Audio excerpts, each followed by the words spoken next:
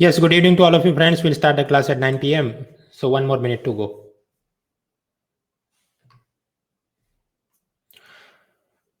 Good evening, Harish, Yash, Pratmesh, Aditya, Sushil, Varun, Satyam.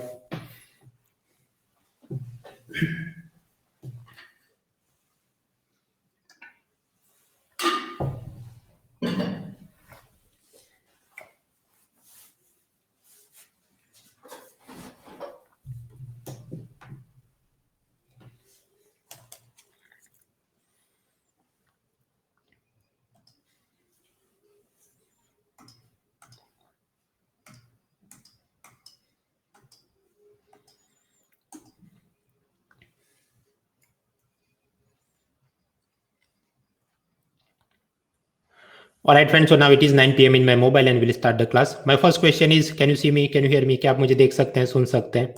ये voting line में आप उसका यस या नो में जवाब दे सकते हैं. Minesh, Nilesh, Mridang, Mayank, Sunil, Nikhil, Deepak and others. The answer is yes. So will start the class. कहीं पर भी ऑडियो वीडियो में प्रॉब्लम आए तो आप अपने कीबोर्ड पर कंट्रोल आर या कंट्रोल शिफ्ट आर प्रेस करिए. क्रोम ब्राउजर यूज करें, एड ऑन को डिसेबल करें, इनकॉग्निटो मोड में लॉगिन करें and hopefully it should work. तो आज से मैं शुरू कर रहा हूं मृणाल्स इकोनॉमी विन 21 सीरीज. इसका ऑब्जेक्टिव क्या है? Latest budget 2021, latest economic survey 2021 और इकोनॉमी के करंट अफेयर्स अक्टूबर 2020 और उसके बाद से जो हुए. प्रश्न तो उससे पहले हुए उसका क्या था? पहले था 2020 में हमारी प्रीलिम थी अक्टूबर महीने में. तो उससे पहले तक मतलब सितंबर महीने तक के करंट अफेयर्स, पिछले साल के बजट, इकोनॉमिक सर्वे, वो सब मैंने कवर किया है विन 20 सीरीज में. प्रश्न आपने क्या उसको देखना है. जिन लोगों ने अनअकैडमी नहीं ज्वाइन किया, क्या उन्होंने विन 20 CSP सीरीज देखना है? ये तो फ्री सीरीज ही है. हाँ, तो वो उन्होंने देखना है क्योंकि नेक्स्ट ईयर मतलब ये 2021 की भी जो प्रीलिम है जो जून में होगी और मेंस जो सितंबर में होगी, उसमें वो 2 साल पुराना भी पूछते हैं. तो वहाँ जो चर्चाएं हुई है पिछले 1-2 साल की वो काम की. तो हाँ, उन्होंने देखना चाहिए. आप में से ऐसे विद्यार्थी जिन्होंने पहले कभी मेरा फुल कोर्स अटेंड किया था और ऐसा मेरा फुल कोर्स जो मई 2020 या उसके पहले खत्म हुआ था, maybe in 2018, 2019 up to 2020 का मई महीना, तब तक जिन लोगों ने फुल कोर्स किया था और उसके बाद जो अपडेट्स आए तो भाई वो सब ने भी ये विन 20 वाली सीरीज देखनी चाहिए. जिन लोगों ने मेरा कोर्स पुराना वाला पढ़ा था लेकिन सितंबर में वो कोर्स जो खत्म हुआ था, पिछले साल की मैं बात कर रहा हूँ, तो उन लोगों ने विन 20 सीरीज देखने की जरूरत नहीं. क्यों? क्योंकि उसमें लेटेस्ट वहां तक की अपडेट मिल चुकी है आपको. ये ऐसा ही आईफोन 10, 11, 12, तो जो नया वाला मॉडल होगा उसने उससे पहले वाले के अपडेट्स डाउनलोड नहीं करने, ऐसी बात है. जिन लोगों ने सितंबर के बाद अक्टूबर में प्रीलिम्स थी, उसके बाद मेरा नया बैच आया था जो नवंबर, दिसंबर, जनवरी तक चला था, उनमें जो लोग बैठे थे उन्होंने भी विन 20 सीरीज देखने की जरूरत नहीं है क्योंकि वहां पर हमने वो अपडेट सारे पढ़ लिए थे. अभी मेरा नेक्स्ट कोर्स आएगा जो फरवरी से शुरू हो रहा है 18 तारीख से. उनमें जो लोग बैठने वाले हैं तो उन्होंने वो फुल पेड कोर्स में जो बैठे हैं उन्होंने भी विन 20 सीरीज देखने की जरूरत नहीं क्योंकि उसमें वो सब कंबाइन है. नया आईफोन जिसमें वो सारे अपडेट्स रहते हैं. बाकी सारे जो लोग हैं तो मैंने यहाँ पर जो टिक किया है तो उन लोगों ने वो चीज़ देखनी और दूसरी नहीं देखनी. खैर, जहाँ तक विन 21 CSP सीरीज की बात है जो इधर शुरू हो रही है आज से, वो किन्ने देखनी है? तो सब लोगों ने देखनी है. एक व्यक्ति ने नहीं देखनी, वो ऐसे जो कि फरवरी महीने से मेरा जो फुल लेंथ पेड कोर्स शुरू हो रहा है, उन लोगों ने ये फ्री वाली सीरीज वो ना देखे तो चलेगा क्योंकि उनके कोर्स के अंदर वो सारा एम्बेडेड मटेरियल आते रहेगा. So I hope this is clear. वरना ये क्लास खत्म होने के बाद ये स्लाइड थोड़ी आराम से देख लेना तो आपको आइडिया आ जाएगा. तो कुल मिलाकर मुद्दा ये है कि प्रीलिम और mains for of the UPSC exam, और उसमें इकोनॉमी में हम क्या क्या पढ़ते हैं, थियरी पढ़ते हैं जैसे CRR, SLR, direct indirect tax, currency exchange, GDP वगैरह. फिर ये कंटेम्पररी इशू जैसे बिटकॉइन क्या है, non performing assets, insolvency, bankruptcy code, GST, demonetisation, बहुत सारी चीज़ें. तो ये एक हुआ जिसको मैं रेड मार्क करूं. और उसके अलावा होते हैं ढेर सारे करंट अफेयर्स. तो ऐसे करंट अफेयर्स की हम बात करें तो 2019 का बजट इकोनॉमिक सर्वे, 2020 का बजट इकोनॉमिक सर्वे और करंट अफेयर्स 2019 मई से लेके 2020 सितंबर तक की वो सारी खत्म हुई पिछले साल की Win20 सीरीज में, जिसके बारे में मैंने आपको बताया। अभी जो हम कर रहे हैं वो क्या है, 2021 का बजट इकोनॉमिक सर्वे, 2020 के अक्टूबर से लेके जो करंट अफेयर शुरू हुए अप टू 2021 मई महीने तक जो चलेगा, क्योंकि जून में अपनी परीक्षा है तो तब तक का करना है, वो हम देखेंगे। वो सब है Win20 CSP सीरीज, और ये तो फ्री सीरीज ही है।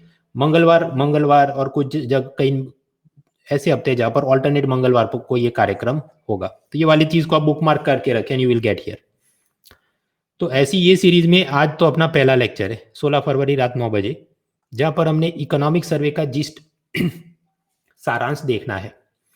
इसका मैंने कोई हैंडआउट अपलोड नहीं किया है, क्योंकि इसमें हम जो जो चीज़ पढ़ने वाले हैं वो वापस से बाकी सब जगह और डिटेल में अलग अलग पिलर्स में हम लोग देखने वाले हैं, जो कुछ और मंगलवार को वो कार्यक्रम होने वाले। आज का ऑब्जेक्टिव ये है कि ये जो इकोनॉमिक सर्वे और बजट आए उसमें क्या बातें कही गई, उसका कितना एग्जाम के लिए उपयोग है, और वो मैं जो पढ़ाता हूँ इकोनॉमी में, budget, international trade, sectors of economy, infrastructure, human resource development, वहाँ पर वो चीज़ कहाँ कहाँ पर कनेक्ट होती है।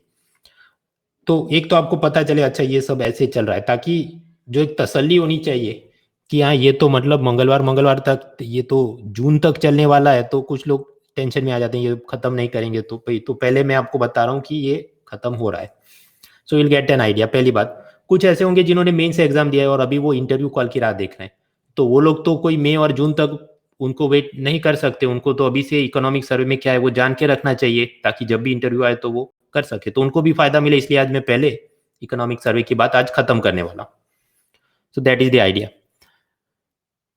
पिछले साल की जो थी Win20 CSP सीरीज वो मिलेगी किधर, तो आप मेरी प्रोफाइल पे जाए academy.com/@munal.org, तो उसमें 3 चीज़ होती है। पहले होते हैं पेड कोर्स, दूसरे होते हैं बैच सिस्टम, तीसरे होते हैं स्पेशल क्लासेस जिसको हम कहते हैं फ्री क्लासेस।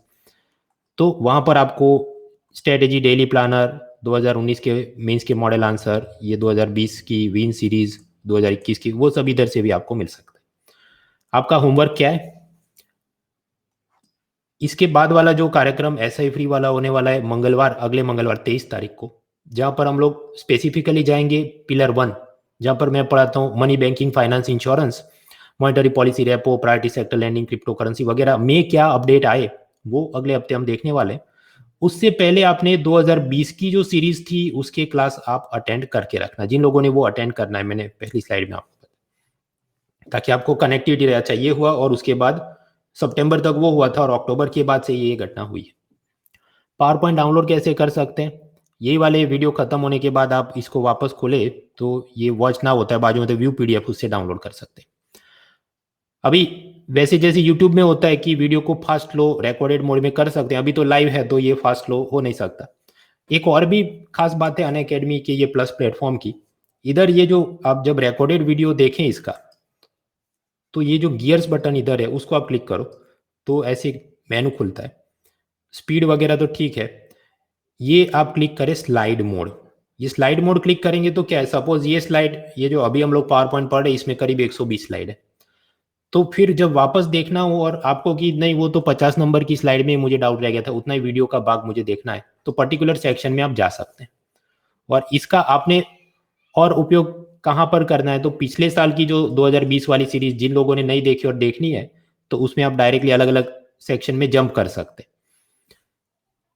तो समझिए कि पिछले साल जो कार्यक्रम हुआ 2020 वाला, उसके अंदर मान लीजिए कि अगर 12 लेक्चर हुए और हर लेक्चर करीब 1.5 घंटे का हो, तो वो तो 1.5 सारे घंटे, तो सब कुछ वीडियो देखना है क्या, वो आप देख सकते थे अगर 1 साल बाद आपकी एग्जाम होती। अभी प्रीलिम को मुश्किल से 4 महीने बाकी है, तो वक्त का सही प्रयोग कैसे हो सकता है, वो जो उसके मैंने हैंडआउट अपलोड किए हैं वो आप डाउनलोड करके पढ़ना शुरू करो। जहां पर आपको पढ़ के समझ नहीं आता, उसी चीज का आपने जो चीज पढ़कर समझ आए तो उधर ही खत्म करना, नहीं समझ में आए तो ही वीडियो देखने बैठो। ये मेरे ही वीडियो है और मैं खुद बोल रहा हूँ कि मत देखो अगर पढ़ के समझ आ जाता है हैंडआउट से। हाँ, तो ये Win20 सीरीज हैंडआउट उसके पढ़िए। बहुत सारी चीज़ें ऐसी होगी, जैसे समझिए कि ग्लोबल इनोवेशन इंडेक्स, और उसमें ये भारत का रैंक है, तो वो तो पढ़ के समझ है, उसका क्या वीडियो देखना है। जो चीज़ पढ़ के समझ नहीं आए, मान लीजिए operation twist, assemble in India, कि आपको लगे मैं पढ़ूंगा, मैं वीडियो देखूंगा मुझे और उसमें समझ आएगा, then only you watch that. तो उस केस में आप क्या कर सकते हैं, ये जो मैंने आपको बताया स्लाइड मोड, ऐसा उसको खोलिए और उसमें जहां पर वो चीज़ शुरू होती है उतना आप वीडियो देखिए। तो जो चीज़ 20 मिनट में ख़त्म कर सकते हो पढ़ के 40 मिनट का वीडियो मत देखो। एक और चीज़, ये अनअकैडमी हर साल एक समिट करती है जिसमें अलग अलग बड़े बड़े लोगों को बुलाकर ये सब गवर्नेंस, डेवलपमेंट, एथिक्स, ये सब की चर्चा होती है। तो ऐसी समिट 2.0 होने वाली है ये शनि रविवार को, जहाँ पर एक तरफ तो सब कॉम्पिटिटिव एग्जाम वाली बात की, एग्जाम स्ट्रेटेजी ये वो, और दूसरे सब मोटिवेशनल, एथिक्स, गवर्नेंस, ये सब की चीज़ें, जिसमें मेरा सेशन 21 फरवरी सुबह 11 बजे भूतपूर्व यूपीएससी चेयरमैन दीपक गुप्ता साहब के साथ है, civil service in parliamentary democracy, और आप उसको भी फ्री में अटेंड कर सकते हैं unacademy.com/event/unacademy summit 2021। और वहाँ दूसरे भी कार्यक्रम ऐसे हैं, नोबेल विजेता कैलाश सत्यार्थी, दुर्गा शक्ति, नागपाल, प्रवीण कासवान वगैरह, बहुत सारे लोग। खैर अभी हम लोग पढ़ाई शुरू करते हैं। मैं ये मान के चलता हूँ कि आप में से कुछ लोग जिन्होंने कभी कुछ पढ़ा नहीं इकोनॉमी, तो एक दो बेसिक कंसेप्ट समझ लेते हैं और फिर हम लोग बढ़ते हैं इकोनॉमिक सर्वे में। दो शब्द प्रयोग होते हैं, एक होता है मॉनेटरी पॉलिसी, दूसरा होता है फिजिकल पॉलिसी। मॉनेटरी पॉलिसी मतलब मौद्रिक नीति, कौन बनाता है? आरबीआई। क्या होता है उसमें? CRR, SLR, repo, open market operation, priority sector lending और दूसरे क्वांटिटेटिव और क्वालिटेटिव टूल्स होते हैं। वो कैसे काम करते हैं वो हम पढ़ेंगे अगले मंगलवार को, जो पिलर 1 में हम लोग स्पेसिफिकली जाएंगे तब पढ़ेंगे। हाँ, तो ये सब होता है उसमें। दूसरा होता है फाइनेंस मिनिस्ट्री और उनकी फिजिकल पॉलिसी यानी राजकोषीय नीति। उसमें क्या होता है? Taxation, subsidy, public expenditure. कुछ बार मान लीजिए ऐसा हाईवे प्रोजेक्ट हो जिसमें 100 करोड़ चाहिए लेकिन सरकार के पास 100 करोड़ नहीं है, तो वो अदानी अंबानी किसी को बोल सकते हैं कि आप थोड़ा पैसा दीजिए, हम थोड़ा पैसा देते हैं, हाईवे बनाते हैं। पब्लिक प्राइवेट पार्टनरशिप, सार्वजनिक निजी भागीदारी, डिसइन्वेस्टमेंट, विनिवेश, और दूसरे बहुत सारे टूल्स, वो भी पढ़ेंगे किधर? सेकंड पिलर में। अब ये फिजिकल पॉलिसी में ये जो सब होता है, टैक्सेशन, सब्सिडी, पब्लिक एक्सपेंडिचर, वहां पर वो बनाने के और दिखाने के लिए मतलब कहाँ और कैसे दिखाते हैं। जब हम कहते हैं आरबीआई की मॉनेटरी पॉलिसी, तो वो आपको पता होगा कि हर 2-2 महीने पर उनकी मीटिंग होती है और फिर वो अनाउंसमेंट करते हैं ये किया है। तो उसी तरह ये सब फिजिकल पॉलिसी बनती है, वो दिखती किधर है? जवाब है बजट, जो सामान्य रूप से 1-1 साल पर होता है। और कब प्रेजेंट किया जाता है? मोदी सरकार आई तो उन्होंने ऐसा सिस्टम बनाया है, फेब्रुआरी महीने का फर्स्ट वर्किंग डे जो होगा, तो अगर पहली तारीख कोई वर्किंग डे हो, मतलब रविवार या छुट्टी नहीं हो, तो पहली तारीख कोई दे देते हैं। So that is budget. Budget is a tool to present the physical policy.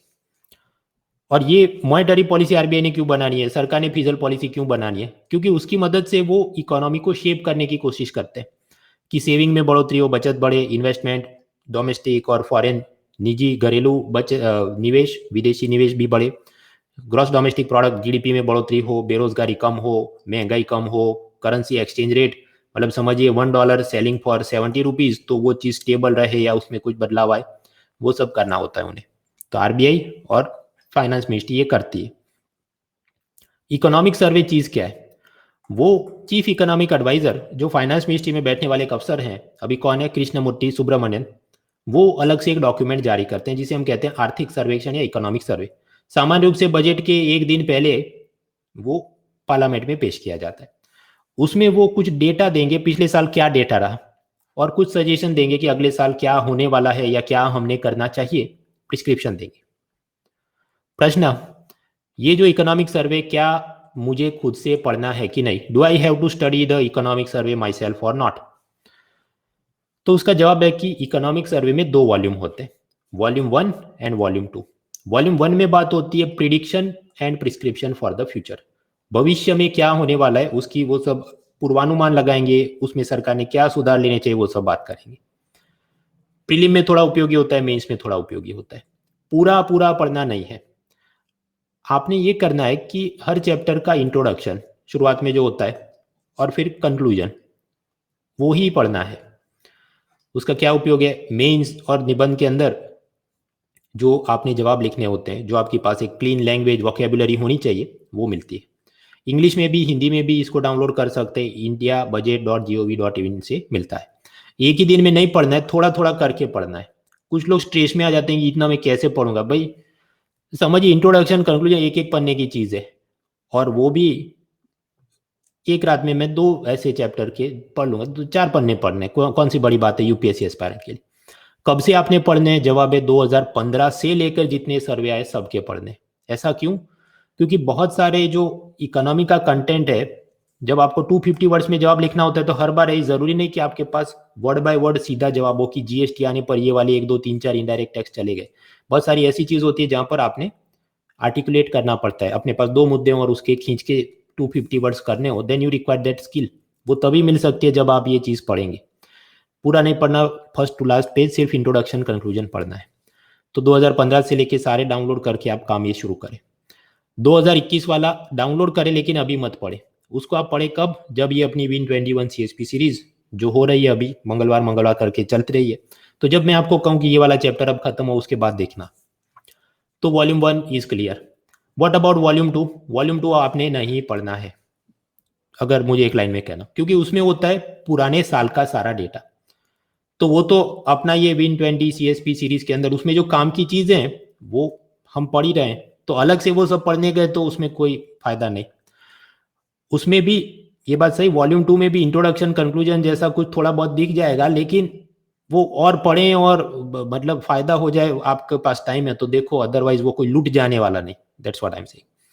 हालांकि जब आपकी मेंस एग्जाम कब है? सितंबर में। जब खत्म हो जाए उसके बाद आपका होमवर्क ये है कि आपने वॉल्यूम 2 का जो स्टैटिस्टिकल अपेंडिक्स होता है एकदम अंत में देते, उसमें से अपने राज्य के बारे में कुछ इंफॉर्मेशन इंटरव्यू के लिए तैयार कर लेनी। आपके राज्य में infant mortality, maternal mortality, school drop out वगैरह डेटा मिल जाएगा, तो थोड़ा याद करके रखना चाहिए यूपीएससी इंटरव्यू के लिए। That's all. अभी प्रश्न मैंने आपको कहा ठीक है 2015 से डाउनलोड करके सबके इंट्रोडक्शन कंक्लूजन वॉल्यूम 1 के पढ़िए। तो मतलब इंट्रोडक्शन कंक्लूजन क्या? देखिए जैसे चैप्टर 1 हो तो ये जो 2 पैराग्राफ है ये हुआ इंट्रोडक्शन। कुछ बार इधर लिखा होता है इंट्रोडक्शन, थोड़ा थोड़ा वो पढ़ लीजिए, तो वो आप थोड़ा पढ़ेंगे आपको पता चले अच्छा यहाँ तक पढ़ना है। उसके बाद वाला वो डेटा एनालिसिस काम करने। कंक्लूजन तो कुछ जगह पर सीधा लिखा होगा कंक्लूजन करके या वे फॉरवर्ड करके 2 पैराग्राफ दिए होंगे, वो पढ़ना है। कुछ चैप्टर्स कुछ बार ऐसे होते हैं कि जहां पर कंक्लूजन नहीं होता, तो क्या करना है? तो उसमें हमने ब्लड प्रेशर की गोली खाने की कोई जरूरत नहीं। अगर उस चैप्टर में कंक्लूजन नहीं है तो उसके आगे वाले चैप्टर में आप चले जाइए। Alright, so now entering into economic survey 2021, उसका वॉल्यूम 1। वॉल्यूम 1 में क्या होता है? भविष्य के लिए सर्वे के सब प्रिडिक्शंस, आगाही, भविष्यवाणी और सजेशन, सुझाव कि क्या करना चाहिए सरकार ने। कुल मिलाकर 10 चैप्टर हैं। और मेरी आदत है इकोनॉमिक सर्वे की ऐसी, जो मैं जिस्ट पढ़ाता हूँ तो रिवर्स ऑर्डर में पढ़ाता हूँ। तो हम लोग ऐसे चलेंगे 10 9 8 7 6 5 4 3 2 1। तो सबसे पहले क्या आएगा? चैप्टर 10 बेयर नेसेसिटीज, जरूरी आवश्यकताएं। तो ये चैप्टर का मैंने एक लाइन में सारांश कहना हो आपको तो क्या है? कांग्रेस सरकार ने रोटी कपड़ा मकान कम दिया है, मोदी सरकार ने रोटी कपड़ा मकान ज्यादा दिए। That is the gist of this chapter. Prelim का क्या रेलेवेंस है? ये इकोनॉमिक सर्वे ने एक बेयर नेसेसिटीज इंडेक्स बनाया जो अभी आगे की स्लाइड में हम देखेंगे। तो उसमें क्या अलग अलग कंपोनेंट है और उसके साथ जुड़ी हुई क्या क्या सरकारी योजनाएं, उसकी थोड़ी बहुत अंदाजा आपको होना चाहिए फॉर प्रीलिम्स। मेंस में क्या उपयोगिता है? मेंस में paper 1 poverty and development issue, urbanisation, women issues. Paper 2 में आता है policy, scheme, design, implementation, weaker section. Means general studies paper 3 में इंक्लूसिव ग्रोथ। तो ये सब में इधर उधर लिखने के ये सब मुद्दे। इंटरव्यू में उपयोगिता क्या है? आपने अपने राज्य का डेटा इसमें से थोड़ा देख लेना है कि मेरे राज्य में ये सब प्रोग्रेस बेयर नेसेसिटी में कितनी है। खैर आगे बढ़ने से पहले ये क्वेश्चन आप ट्राई करिए। फाइंड करेक्ट पेयर्स, सही जोड़ियां पकड़िए। Statement 1, Saubhagya Yojana LPG connection to poor family, गरीबों को एलपीजी सिलेंडर का कनेक्शन देंगे।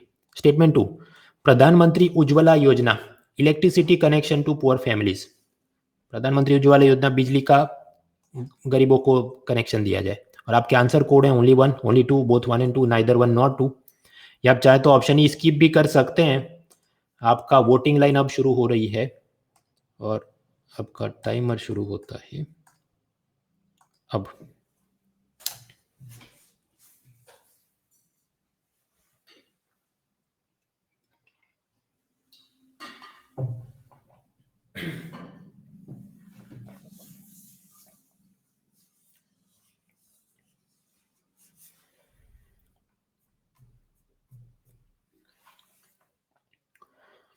प्रियंका, निखिल, जरीन, रोजालिन, आंचल, श्रेय, अंबुज, उपासना, आलोक, हरीश, तिलक, चंद्रवीर, किम जोंग, देवेंद्र, अविनाश, अनुपम, ध्रुव, आदिल, मानवेंद्र, हृदय, युवराज, शंकर, जबीन, राहुल, मिंटू, गौरव, निशी, अविनाश, पुष्पेंद्र, कुणाल, अर्श, यश, जयेश, काव्या, शिवम, अविनाश, अनिकेत, दीपेश, सर्वेंद्र, राहुल, डॉक्टर नरेश, सूरज, मधुसूदन, राहुल, ऋत्विक, रियांक, नारायण, अमित, सोनम, श्रुति, विश्वजीत, आदित्य, शिवम, प्रखर, जीमा, तान्या, रामदास, रोहित, मनीष, महक, शिवा, नवनीत, सौम्य, कौशिक, प्रियंका, रजत, अपूर्व, ये सब लोग। फिर Varun, Kumar, Srinivas, Apurva, Rajat, Priyanka, Kaushik, Madhav, Sandeep, Saumya, Ayan man, other. Correct answer. हाँ तो भाई क्या जवाब है? ये सौभाग्य योजना है, उसका उद्देश्य ये है कि सब गरीब लोगों को बिजली का कनेक्शन देना। उसके लिए पहले एक योजना थी दीनदयाल ग्राम ज्योति योजना, फिर कहा कि उसमें बिजली का कनेक्शन नहीं मिला तो सौभाग्य योजना है। तो ये तो पैर गलत हो गई। प्रधानमंत्री उज्ज्वला योजना, उसमें बिलो पॉवर्टी लाइन फैमिलीज को एलपीजी का कनेक्शन फ्री में दिया जाता है। तो वो बिजली की योजना नहीं, वो एलपीजी की योजना, मतलब रिवर्स है, इनवर्स है। तो जवाब क्या होगा? Neither one not two is correct. हाँ तो ये सब क्या, रोटी, कपड़ा, मकान, गैस सिलेंडर, बिजली, पानी, तो ये सब बेयर नेसेसिटीज का एक इंडेक्स यानी सूचकांक बनाया जाए, जिसमें मतलब कि कुल मिलाकर एनएसओ संस्था के जो सर्वे हुए थे तो 2012 में सर्वे का डेटा, मतलब उस वक्त कौन सरकार थी? यूपीए कांग्रेस सरकार। और फिर 2018 का डेटा, उस वक्त कौन सरकार थी? मोदी सरकार। तो वो सब डेटा निकाला और उसमें से इन्होंने एक बेयर नेसेसिटीज इंडेक्स बनाया, जिसमें एक चीज पर फोकस किया, वाटर। तो मतलब ये डेटा से आप में गरीबों को असल में पूछा जाएगा कि आपको पानी कैसे मिलता है? टैंकर से आता है, ट्रक से आता है, नदी से, डैम से, झरने से, किधर से पानी लाते हो? सीधा घर पे आता है या आपने चल के कहीं जाना पड़ता है पानी लेने के लिए? आप पानी कैसे निकालते हैं? नल चालू करके या सर पे गड़ा मटका लेके जाते हैं? क्या जो पानी आपको मिलता है सिर्फ आपके घर में आता है, या फिर ऐसा कि कम्युनिटी या सोसाइटी के नाके पे खड़ा रहना पड़ता है? क्योंकि अगर ऐसा शेयर विद द कम्युनिटी है तो आप समझ सकते हैं, उधर तो लंबी लाइन लगेगी टैंकर के सामने, तो बहुत ज्यादा टाइम वेस्ट होगा। ये सब के लिए कोई योजना है कि नहीं? जवाब है हाँ। जल जीवन मिशन, पाइप्ड वाटर सप्लाई, वो सब पढ़ेंगे इरिगेशन एंड वाटर के साथ पिलर 4A में। तो ये एक हो गया वाटर। दूसरा है सैनिटेशन, तो नाम से ही सिद्ध है क्या? स्वच्छता। तो घर में टॉयलेट है कि नहीं है? तो कैसा है, उसमें पानी की सुविधा है कि नहीं? क्या सिर्फ आपके पास टॉयलेट है या कम्युनिटी का, पूरी झुग्गी झुपड़ी का एक ही कम्युनिटी टॉयलेट है? कोई योजना है क्या? ये तो भाई याद ही होनी चाहिए, स्वच्छ भारत मिशन। तीसरा है हाउसिंग, तो मतलब आपका घर कैसा है, उसमें मकान की छत, दीवारें कैसी है, पक्की, कच्ची? इसकी भी योजना कौन सी है? प्रधानमंत्री आवास योजना। तो इन सब में yes yes yes, no no no, ऐसा जवाब करके एवरेज निकालेंगे। अभी इसका मतलब रेलेवेंट क्या है, रेलेवेंस क्या है? पहला ये जो है वाटर, तो समझिए अगर डिस्टेंस फ्रॉम द सोर्स, आपने मटका लेके कहीं से पानी लाना है, तो उस घर की बच्चियां, लड़कियां, बेटियां, उनकी पढ़ाई कोई खास होगी नहीं, क्योंकि वो थोड़ी सी भी वो उम्र में बड़ी हो जाए कि भाई अब तुम ही जाके लेके आओ, ताकि घर पे मम्मी को काम है, पापा को टाइम नहीं। तो अगर घर में पानी की सुविधा नहीं, दूर से मटके में लाना पड़ता है, तो उस घर में the girl child education will suffer, ऐसा वो कनेक्ट करके इकोनॉमिक सर्वे बोलता है। उसी तरह सैनिटेशन, जिसमें कई बार वो पहले भी बोल चुके हैं इकोनॉमिक सर्वे में कि जो लोग खुले में शौच जाते हैं तो फिर उसके चलते वो जो पानी और वो सब गंदगी, डायरिया, दस्त हो जाते हैं, इन्फेक्शन, और वो भी अंतड़ियों में इन्फेक्शन, इंटेस्टिनल एंटेरोपैथी। तो फिर उसको काजू बादाम भी खिलाओ, उसकी बॉडी वो न्यूट्रिशन एब्जॉर्ब भी नहीं कर पाएगी। तो माल न्यूट्रिशन, कुपोषण बढ़ता है, मोर्टालिटी, मृत्यु दर बढ़ता है। स्कूल में सेपरेट टॉयलेट नहीं तो लड़कियों के स्कूल एजुकेशन को सफर करता है।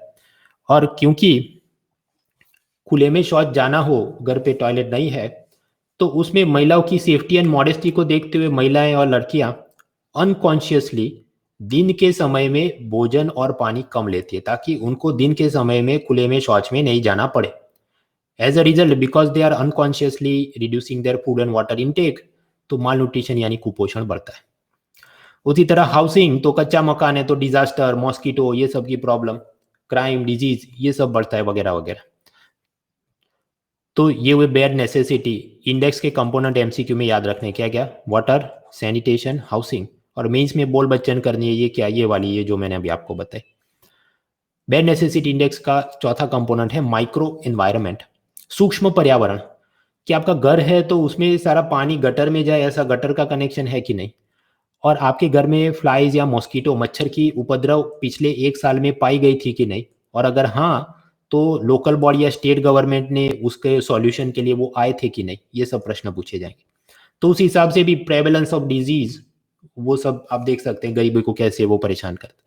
और पांचवा कंपोनेंट है अदर फैसिलिटी, उसमें ये पूछेंगे आपका जो किचन है वो कैसा है, वो खड़े वाला है या बैठ के बनाना है, बाथरूम स्नान के लिए अलग से है कि नहीं सुविधा, इलेक्ट्रिसिटी है कि नहीं, जिसके लिए वैसे तो योजना है सौभाग्य योजना, घर में खाना कैसे बनाते हो, एलपीजी सिलेंडर से, लकड़ियां काट के, गोबर से, उसके लिए कौन सी योजना है, प्रधानमंत्री उज्ज्वला योजना, मैंने आपको आगे बताया। हाँ, तो इन सब से क्या फर्क पड़ता है, आप समझिए वुड, चारकोल, डंग, केरोसिन, ये सब से आप खाना पकाएंगे तो वायु प्रदूषण गर्म के अंदर बढ़ जाता है, तो मदर और चाइल्ड की हेल्थ खराब होती है। और ये लकड़ी काट के या गोबर ला के उससे खाना पकाना है, सो अगेन वो घर की लड़कियों की एजुकेशन, पढ़ाई पे सफर होता है, क्योंकि वो उसी को भेज, तुम लकड़ी लेकर आओ, और जितना लकड़ियां ज्यादा काटे जाएंगी तो डिफॉरेस्टेशन, वृक्षों का उन्मूलन हो जाएगा। तो बस वही सब, मतलब ये चिंता का विषय करके सब चर्चा होती है। अल्टीमेटली ये जो बेयर नेसेसिटीज इंडेक्स बनाया, 5 component, water, sanitation, housing, micro environment and other facility, kitchen, fuel वगैरह, एमसीक्यू में याद रखने।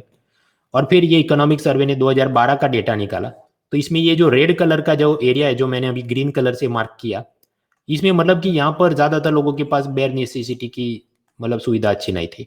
और फिर वही सारा रेड एरिया 2018 तक मतलब वो धीरे धीरे चला गया और सिर्फ इतना ही बचा। वो क्या दिखाता है कि कांग्रेस सरकार ने ठीक काम नहीं किया, मोदी सरकार ने ठीक काम किया। That is the gist of this entire chapter. फिर उन्होंने ये कहा कि अलग अलग राज्यों में प्रोग्रेस, तो सबसे ज़्यादा प्रोग्रेस कहाँ पर हुई, तो केरला, पंजाब, हरियाणा, गुजरात वगैरह। सबसे कम प्रोग्रेस किधर हुई, तो वेस्ट बंगाल, त्रिपुरा, झारखंड, उड़ीसा। आपका होमवर्क क्या है, अगर यूपीएससी का इंटरव्यू आपका आने वाले समय में आने वाला है तो आपको पता होना आपका राज्य वो कहाँ पर है, और थोड़ा और स्टडी खुद से कर लो कि कैसी प्रोग्रेस और क्यों कम या ज़्यादा है। तो हम लोग जो पढ़ रहे थे रिवर्स ऑर्डर में, तो 2021 का वॉल्यूम 1 और उसका चैप्टर 10 बेयर नेसेसिटीज, ऊपर ऊपर से हमने समझ लिया मुद्दा क्या है। इसको गहराई से पढ़ेंगे लेकिन कब, वो छठे पिलर का जब लेक्चर आएगा तब उसमें पढ़ेंगे। अभी रिवर्स ऑर्डर में आगे बढ़ते हैं। तो 10 के बाद कौन सा चैप्टर, चैप्टर 9। चैप्टर 9 क्या है, जय हो पीएम जय adoption and health outcomes, Ayushman Bharat Jan Arogya Yojana और स्वास्थ्य परिणाम। इसको अगर मुझे एक लाइन में बोलना हो तो ये चैप्टर का जिस्ट या सारांश क्या है। तो पहले तो पता होना चाहिए भाई पीएम जय चीज क्या है। प्रधानमंत्री जन आरोग्य योजना, जिसमें गरीब परिवारों को 5 लाख रुपए का हेल्थ इंश्योरेंस मिलता है। तो ये चैप्टर में उस योजना का महिमा मंडन, सब एप्रिसिएशन बताया गया है। और दूसरा इसमें यह है कि पश्चिम बंगाल की तृणमूल सरकार ने प्रधानमंत्री जन आरोग्य योजना लागू नहीं की, इसलिए वहां की जनता का स्वास्थ्य विकास बिहार और दूसरे पड़ोसी राज्यों से कम हुआ है। दैट इज व्हाट, ये पूरे चैप्टर में यही सब बात चल रही। प्रीलिम रेलेवेंस क्या है, सिर्फ एक चीज प्रीलिम रेलेवेंस है कि ये योजना का नाम और उसमें 5 लाख का स्वास्थ्य बीमा, एक चीज हुई। मेंस में रेलेवेंस क्या है, तो poverty development, competitive federalism. Competitive federalism कैसे, कि वेस्ट बंगाल में ये नहीं हुआ तो वो पीछे रह गया, बिहार में ये हुआ तो वो आगे बढ़ गया, दो things. Social sector policy scheme design implementation, weaker section, inclusive growth में 1-2 लाइन में लिखने के मुद्दे। सबसे पहले शुरुआत में चैप्टर में वो बताते हैं कि पब्लिक गुड्स, सार्वजनिक वस्तुएं क्या, वाटर, सैनिटेशन, स्वच्छता, ट्रांसपोर्ट, परिवहन, स्कूल, मेडिकल केयर। तो प्रश्न ये होता है, अच्छा तो पब्लिक गुड है मेडिकल केयर, तो सरकार ने क्यों हेल्थ इंश्योरेंस गरीबों को देना चाहिए। तो उसका कारण इकोनॉमिक सर्वे बताता है कि अमीर लोग तो अच्छी सेवाएं खुद के पैसों से खरीद सकते हैं। ऋषि कपूर कैंसर ट्रीटमेंट के लिए 8 महीने न्यूयॉर्क ही शिफ्ट हो गए, शायद उनको लगा भारत में अच्छी कैंसर हॉस्पिटल ही नहीं। तो वो तो कर सकते हैं, सब गरीब लोग नहीं कर सकते। सो देयरफॉर गवर्नमेंट का भूमिका क्या है, they have to provide the public goods because poor people can not do it. अभी तो ठीक है, सरकार की जिम्मेदारी है सड़क, बिजली, पानी ये सब देना चाहिए। ये न्यूज हेडलाइन आप देखिए, होम मिनिस्टर अमित शाह कह रहे हैं will credit 18,000 rupees in your bank account if you bring BJP to power, West Bengal farmers. बिजली पानी सड़क की बात ना करते हुए 18,000 आपके बैंक खाते में जमा करेंगे, ऐसी क्यों बात हुई? उसका भी जवाब हमको इकोनॉमिक सर्वे से मिलता है। इकोनॉमिक सर्वे की इसी चैप्टर में बात हुई है, horizon problem. Horizon problem in democracy कुछ ऐसा है कि चुनाव के चक्कर में सरकार दीर्घ अवधि के लॉन्ग ड्यूरेशन के सुधारों की जगह लघु अवधि के लोक लुभावन पर ज्यादा ध्यान देती है।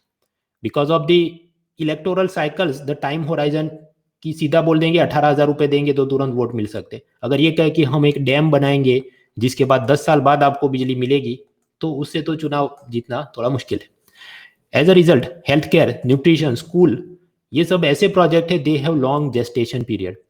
आप स्कूल बना तो सकते हैं, लेकिन उसमें भी 12 साल तक बच्चा पढ़े, फिर वो कहीं उसका आईआईटी में एडमिशन हो, देखो कितने अच्छे टीचर थे स्कूल में, तो 12 साल बाद कौन याद रखेगा आपकी पॉलिटिकल पार्टी को कि वोट मिल गए? तो स्वास्थ्य, पोषण, शिक्षा, ये ऐसी चीजें हैं कि वो नजरअंदाज होती है because they have long gestation period, जबकि पॉलिटिक्स में there is a horizon problem. ये मैं नहीं कह रहा हूँ, ये सब सर्वे के मुद्दे हैं। तो आप ये जो मेंस पेपर 2 में issues related to governance, democracy, local bodies की प्रॉब्लम, ये सब में यही चर्चा कर सकते हैं। फिर मार्टिन लूथर किंग जूनियर, उनका एक कोटेशन दिया है कि जितनी भी असमानता होती है तो हेल्थ केयर में जो इनइक्वालिटी और इनजस्टिस है वो सबसे ज्यादा दुख करने वाला है। फिर यहाँ पर थाईलैंड की एक केस स्टडी बनाई है। पहले थाईलैंड है किधर? भारत, भूटान, वहां तो शांति है। बांग्लादेश धमाल जारी, म्यांमार धमाल जारी, थाईलैंड में भी धमाल जारी ही रहता है। उधर भी कभी कभी उनकी चुनी हुई सरकार को सेना हटा देती है फिर कि राजा का शासन है, राजा का शासन नहीं। खैर, तो ये थाईलैंड में भी 30 बाहत हेल्थ इंश्योरेंस स्कीम, ऐसी एक वो योजना लेकर आए। तो गरीब लोगों का मतलब सरकारी स्वास्थ्य बीमा होगा। और इकोनॉमिक सर्वे ने पाया उस योजना के चलते Thailand became the first Asian country to eliminate HIV transmission from mother to child. माता से शिशु में एड्स का संक्रमण को अंत करने वाला पहला एशियाई देश थाईलैंड है, क्योंकि वहां पर सब गरीबों का हेल्थ इंश्योरेंस और उनका रेगुलर मेडिकल चेकअप सब होता है। तो हमने भी ये सब करना चाहिए, दैट इज द आइडिया। अच्छा, तो कोई योजना है कि नहीं? योजना हमने याद रखनी है, प्रधानमंत्री जन आरोग्य योजना। एक लाइन में बोलना हो तो सालाना, एन्युअली 5 लाख रुपए का हेल्थ इंश्योरेंस, स्वास्थ्य बीमा गरीबों को मिलेगा। अब प्रश्न, गरीबों को मिलेगा मतलब किस गरीब को मिलेगा? 2011 में एक सोशियो इकोनॉमिक कास्ट सेंसस हुआ, उस हिसाब से उन्होंने गांव में 8 करोड़ फैमिली, शहरों में 2 करोड़ फैमिली, तो कुल मिलाकर कितनी 10 करोड़ फैमिली, और उसमें जितने सदस्य होंगे उन सबको ये योजना का लाभ दिया है। यहाँ पर कोई एज लिमिट नहीं, 0 साल का बच्चा से लेके 100 साल का बूढ़ा हो तो वो भी उसको मिलेगा लाभ। कोई फैमिली साइज की लिमिट नहीं, घर में सिर्फ 2 लोग हैं या डजन बच्चे हैं, सबको लाभ मिलेगा। 5 लाख हेल्थ इंश्योरेंस कवर पर फैमिली पर ईयर। तो ये तो योजना पूरे भारत के लिए है, लेकिन पता चला वेस्ट बंगाल और कुछ और राज्यों ने इसको लागू नहीं किया। वेस्ट बंगाल किधर है? ये रहा वेस्ट बंगाल। तो वेस्ट बंगाल ने क्यों लागू नहीं किया? क्योंकि ये जो प्रधानमंत्री जन आरोग्य योजना, वहां पर फंडिंग पैटर्न कुछ ऐसा है 60-40, मतलब केंद्र 60 देगा, राज्य ने 40 देना है, 100 रुपए का अगर जो योजना में खर्च आता हो तो। लेकिन टीएमसी सरकार को लगा कि जब अगर हम 40 रुपीज दे रहे हैं तो इसके नाम के आगे प्रधानमंत्री क्यों है, क्योंकि ये तो फिर ऐसा लगे कि ये सब मोदी सरकार ने किया, जबकि पैसा तो हम भी दे रहे हैं। और दूसरा, वेस्ट बंगाल के पास अपनी खुद की स्वास्थ्य साथी योजना, जिसमें 5 लाख रुपए का हेल्थ इंश्योरेंस वो दे ही रहे हैं, तो ये अलग से योजना करे और उसमें आपका नाम लगाए, ये सब हमको मंजूर नहीं। तो उन्होंने मना कर दिया। तो बस फिर इधर से ये इकोनॉमिक सर्वे 2021 वॉल्यूम 1 चैप्टर 9 में बात ऐसी शुरू होती है कि पश्चिम बंगाल की तृणमूल सरकार ने प्रधानमंत्री जन आरोग्य योजना नहीं लागू की, इसलिए उसके पड़ोसी राज्य कौन से हैं? पड़ोसी राज्य में आता है बिहार, फिर सिक्किम, फिर आसाम, दूसरे भी है लेकिन 3 को हाईलाइट करके उसने सब डेटा दिया कि उधर प्रधानमंत्री जन आरोग्य योजना लागू हुई, इधर नहीं हुई, तो क्या बदलाव आए। बस, तो फिर अलग अलग ग्राफ दिए हैं। उसमें बात यह है कि बिहार, सिक्किम, आसाम उन्होंने लागू किया और वेस्ट बंगाल ने लागू नहीं किया। तो हर जगह मतलब कि वेस्ट बंगाल में family planning, infant child mortality, contraception मतलब परिवार नियोजन, गर्भ निरोधक गोलियां, HIV एड्स के बारे में जागृति, बच्चों को दस्त हो जाए, डायरिया तो ORS घोल पिलाना चाहिए, ओरल हाइड्रेशन सॉल्ट, ये सब के अंदर बहुत कम बढ़ोतरी हुई है, जबकि ये बाकी के राज्य बिहार, आसाम, सिक्किम में बहुत अच्छी बढ़ोतरी हुई क्योंकि उन्होंने ये योजना लागू की थी। That is the gist of the chapter. तो कंक्लूजन में क्या है कि बस ये प्रधानमंत्री जन आरोग्य योजना, उससे हेल्थ केयर को तो फायदा हुआ ही, फैमिली प्लानिंग, परिवार नियोजन, एड्स की जागृति, ये सबको भी बढ़ा। क्यों? वो गरीब लोग हॉस्पिटल में जाएंगे, इधर उधर पोस्टर देखेंगे, उनको और पता चले अच्छा ये भी होता है। हालांकि आप जानते हैं कोरोना के दौरान बहुत सारी सर्जरी यानी शल्य क्रिया उसको पोस्टपोन किया गया कि ये हार्ट सर्जरी करेंगे, बाजू में उसको इन्फेक्शन नहीं लग जाए, तो कई सारे ऐसे केस पोस्टपोन किए गए। इसलिए जब हम ग्राफ बनाए तो पता चलता है प्रधानमंत्री जन आरोग्य के क्लेम्स कोरोना के दौरान वो ग्राफ कैसा जाएगा, ऐसा डाउन जाएगा, क्योंकि बहुत सारी सर्जरी को डॉक्टर ने मना कर दिया, बाद में करेंगे। हालांकि एक चीज जिसको आप टाल नहीं सकते और वो है डायलिसिस। आपके किडनी में प्रॉब्लम है तो आप जानते हैं वो सब डायलिसिस, तो वो तो करना ही पड़ेगा। तो सर्वे ने पाया कि गरीब लोग डायलिसिस करवाने कोरोना के दौरान भी प्रधानमंत्री जन आरोग्य योजना के कार्ड लेकर गए, जो दिखाता है कि गरीब लोगों को इस योजना में काफी विश्वास है वगैरह। सो दैट इज, ये चैप्टर 10 देख लिया, रिवर्स ऑर्डर में चैप्टर 9 प्रधानमंत्री जन आरोग्य योजना देख लिया। मतलब वैसे तो मित्रों ये 20-20 पन्नों के चैप्टर है, लेकिन उसमें एग्जाम के लिए काम की चीज या जो लिख सके 2 लाइन में, दोज आर लिमिटेड, वो ऐसा ही है। तो डर डर के मत जियो कि तो ये तो 500 पन्नों का पढ़ना है, नहीं पढ़ना है। अभी रिवर्स ऑर्डर में okay, 10 is over, 9 is over, 8 में बात है innovation, trading up but needs thirst specially from private sector. नवाचार को अधिक प्रोत्साहन देने की आवश्यकता खासकर निजी क्षेत्र से। तो ये चैप्टर 8 का जिस्ट अगर मुझे एक लाइन में बोलना हो क्या है कि रिसर्च डेवलपमेंट में जो खर्च करना है उसमें भारत का निजी क्षेत्र मतलब प्राइवेट सेक्टर उसमें खर्चा नहीं करता, रिसर्च डेवलपमेंट में जुगाड़पंती में लगा रहता है, और उसके चलते हमारा देश बैकवर्ड रह गया है। प्रीलिम में रेलेवेंस क्या है, उसके साथ इनोवेशन के साथ जुड़े जो इंडेक्स रिपोर्ट होते हैं उसमें क्या थीम, क्या रैंकिंग, कौन संस्था बनाती है, वो पता होना चाहिए। मेंस में रेलेवेंस क्या है, मेंस पेपर 2 वो डेवलपमेंट ऑफ वेरियस सेक्टर, और mains paper 3 general studies, indigenisation of technology, India's contribution to science technology. तो वैसे तो अच्छी अच्छी बातें बहुत बोल सकते हैं कि हाँ इसरो ने वो मंगलयान और चंद्रयान भेजा और बहुत सस्ते में कर दिया, और कोरोना की वैक्सीन भी सीरम इंस्टीट्यूट और भारत बायोटेक ने 200-300 रुपए में बना दी और फाइजर वालों ने 1200-1500 में बनाई।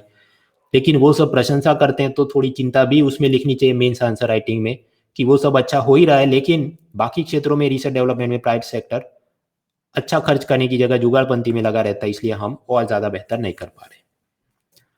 आगे बढ़ने से पहले एक एमसीक्यू ट्राई करिए। Find correct statements find correct statements about global innovation index. वैश्विक नवाचार सूचकांक के बारे में सही विधान ढूंढिए। Statement 1, it is published by World Economic Forum with the help of some educational institute. विश्व आर्थिक मंच इसे बनाता है। Statement 2, theme of the 2020 report was who will finance the innovation. नवाचार का वित्त पोषण कौन करेगा, ये थीम था लेटेस्ट रिपोर्ट 2020 वाले का। Third statement, India is among the top 50 countries as per the 2020 report. सभी उच्च 50 देशों में भारत है 2020 के रिपोर्ट के हिसाब से। और आपके आंसर कोड है only 1 and 2, only 2 and 3, only 1 and 3 या none of the given statements. और आपका टाइमर शुरू होता है अब।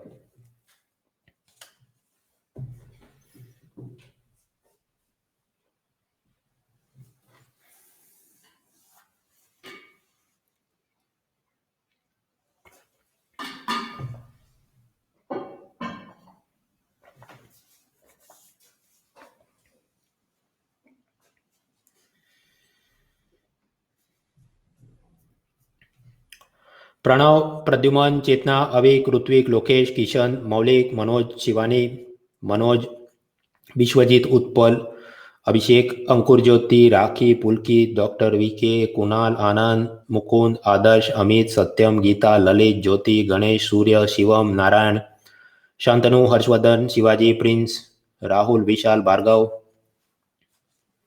मोहित, डीबी, प्रशांत, श्रेय, शशांक, पुरानी बैच के विद्यार्थी, वैशाली, वैष्णवी, कुणाल, यश, अरुण, पूजा, ध्रुवराज, आस्था, केतुल, सौरभ, नहिदा, जरीन, हिमांशु, सौनक, सुरेश, मनीष, एमके, सैफ अहमद, संकेत, राजश्री, ये सब लोग। फिर Varun, Rajat, Kaushik, Arun, Madhav, Manish, Dominic, Madhusudan, Mintu, Shivam and others. Correct answer. करीब 19% लोगों को लगा इसका जवाब होना चाहिए बी। Let us check. ये global innovation index world intellectual property organization यानी वीपो बनाता है। 2020 का जो रिपोर्ट आया उसमें थीम क्या था, who will finance the innovation, कौन इसके लिए पैसा लाएगा।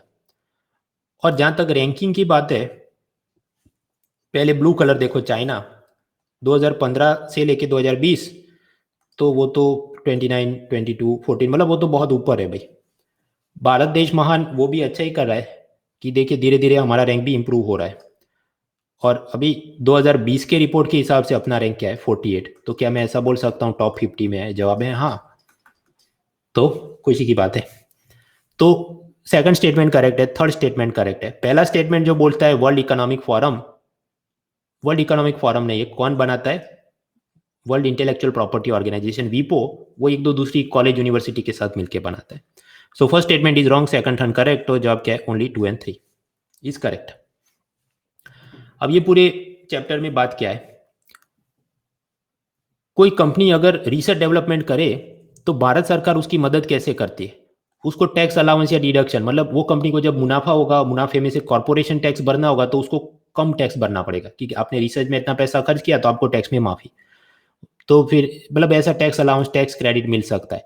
Accelerated depreciation on research development assets and capital, वो ऐसी बात की सपोज आप कोई electron microscope, spectrometer, chromatography machine, ये ऐसी जो भी चीज़ जो रिसर्च डेवलपमेंट में यूज़ करते हैं, तो मान लीजिए आप वो उसमें 100 करोड़ की या कुछ आप खरीद लेते हैं, तो उस हिसाब से फिर आपके वो प्रॉफिट में से कितना माइनस होगा डेप्रिसिएशन घिसाव के नाम पर, वो सब में आपको फायदा, तो उतना टैक्स कम भरना पड़े। टैक्स हॉलीडे मिल सकता है, हाँ, मतलब इतने साल तक टैक्स ही मत भरना अगर आप ये काम कर रहे हो तो। टैक्स एग्जेम्पशन इन कस्टम एक्साइज, कुछ इंपोर्ट कर रहे हो ऐसा स्पेक्ट्रोस्कोपी मशीन और उसके अंदर कुछ टैक्स माफी हो जाए, हाँ हो सकती है। ग्रांट यानी अनुदान के रूप में सरकारी आपको पैसा दे दे कि आप ये मान लीजिए 10 लाख का मशीन लाना है तो 5 लाख हम देते हैं और आप बस लेके आओ और इस्तेमाल करो। उसके सामने मित्रों आप जर्मनी देखो, जर्मनी में ब्लैंक ब्लैंक ब्लैंक, मतलब वो ऐसा कुछ नहीं, सिर्फ ग्रांट में थोड़ी रकम देते हैं, बाकी टैक्स सब्सिडी कुछ नहीं। लेकिन फिर भी वहां पर चीजें ऐसी हैं कि टॉप 10 इकोनॉमीज अपने जीडीपी का 1.5 से 3% रिसर्च डेवलपमेंट में खर्च करते हैं। भारत के अंदर it is less than 1%, despite the fact कि हम लोग इतना सारा उनको टैक्स सब्सिडी ग्रांट में मदद कर रहे हैं। तो फिर वो ग्राफ उसका बना है कि भारत देश का जीडीपी, उसका कितना हिस्सा ये gross domestic expenditure on research development जा रहा है, लेस देन 1%, 0.65% ही जा रहा है। ये आंकड़ा याद रखना है मेंस में लिखने के लिए। दूसरे टॉप 10 इकोनॉमीज में सब लोग करीब 3% तक जा रहा है। तो एज ए रिजल्ट वहां पर सब चीजें बहुत अच्छी होती है, भारत में अच्छा नहीं हो रहा है। और ये जो जुगाड़ मेंटालिटी है उससे हमारे make in India, assemble in India, ये सब में मतलब अच्छा फायदा नहीं हो रहा है। फिर उसने एक ग्राफ दिखा है, ये देखो इंडिया, और इधर क्या लिखा है, percentage of applications for patents. तो पेटेंट आपने आविष्कार किया तो भारत में जितने पेटेंट की अर्जियां आती है उसमें 36% ही भारतीय लोगों द्वारा आती है, और 64% 100 में से वो तो विदेशी लोग आके या नॉन रेसिडेंट लोग, मतलब गैर निवासी लोग, वो लोग आके करते हैं। मतलब भारत के अपने लोग वो कुछ इतना जोरदार इनोवेशन कर नहीं रहे कि जाके पेटेंट में अर्जी डाले।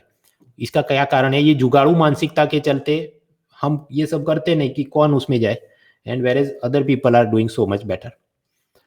तो बस वही सब चीजें साबित करने के लिए, अष्टम पष्टम अपनी बुद्धिजीविता साबित करने के लिए ढेर सारे पन्ने भर भर के यही बात करूंगा और ढेर सारे ग्राफ दिखाऊंगा। ये सब इतना हम पढ़े उसका कोई फायदा नहीं, जो काम की चीज थी हमने जान ली। अभी जैसे ओवरऑल हमने देखा कि ये ग्रॉस इनोवेशन इंडेक्स में ये चीज है, फिर उसके जितने कंपोनेंट हो गए उस हर एक में भारत इधर चीन इधर करके पहले वो ग्राफ दिखाते हैं और फिर ग्राफ को पढ़ने बैठते हैं तो उसकी टेक्स्ट लिख के देते हैं कि इन 2015 it was this, 2016 it was this, कर करके मतलब पेज भरे गए, जबकि वो सब कुछ एक हद से ज्यादा उसमें दिमाग खर्च करे, कॉस्ट बेनिफिट नहीं। तो वो चैप्टर भी खत्म। तो 10, 9, 8 ओवर।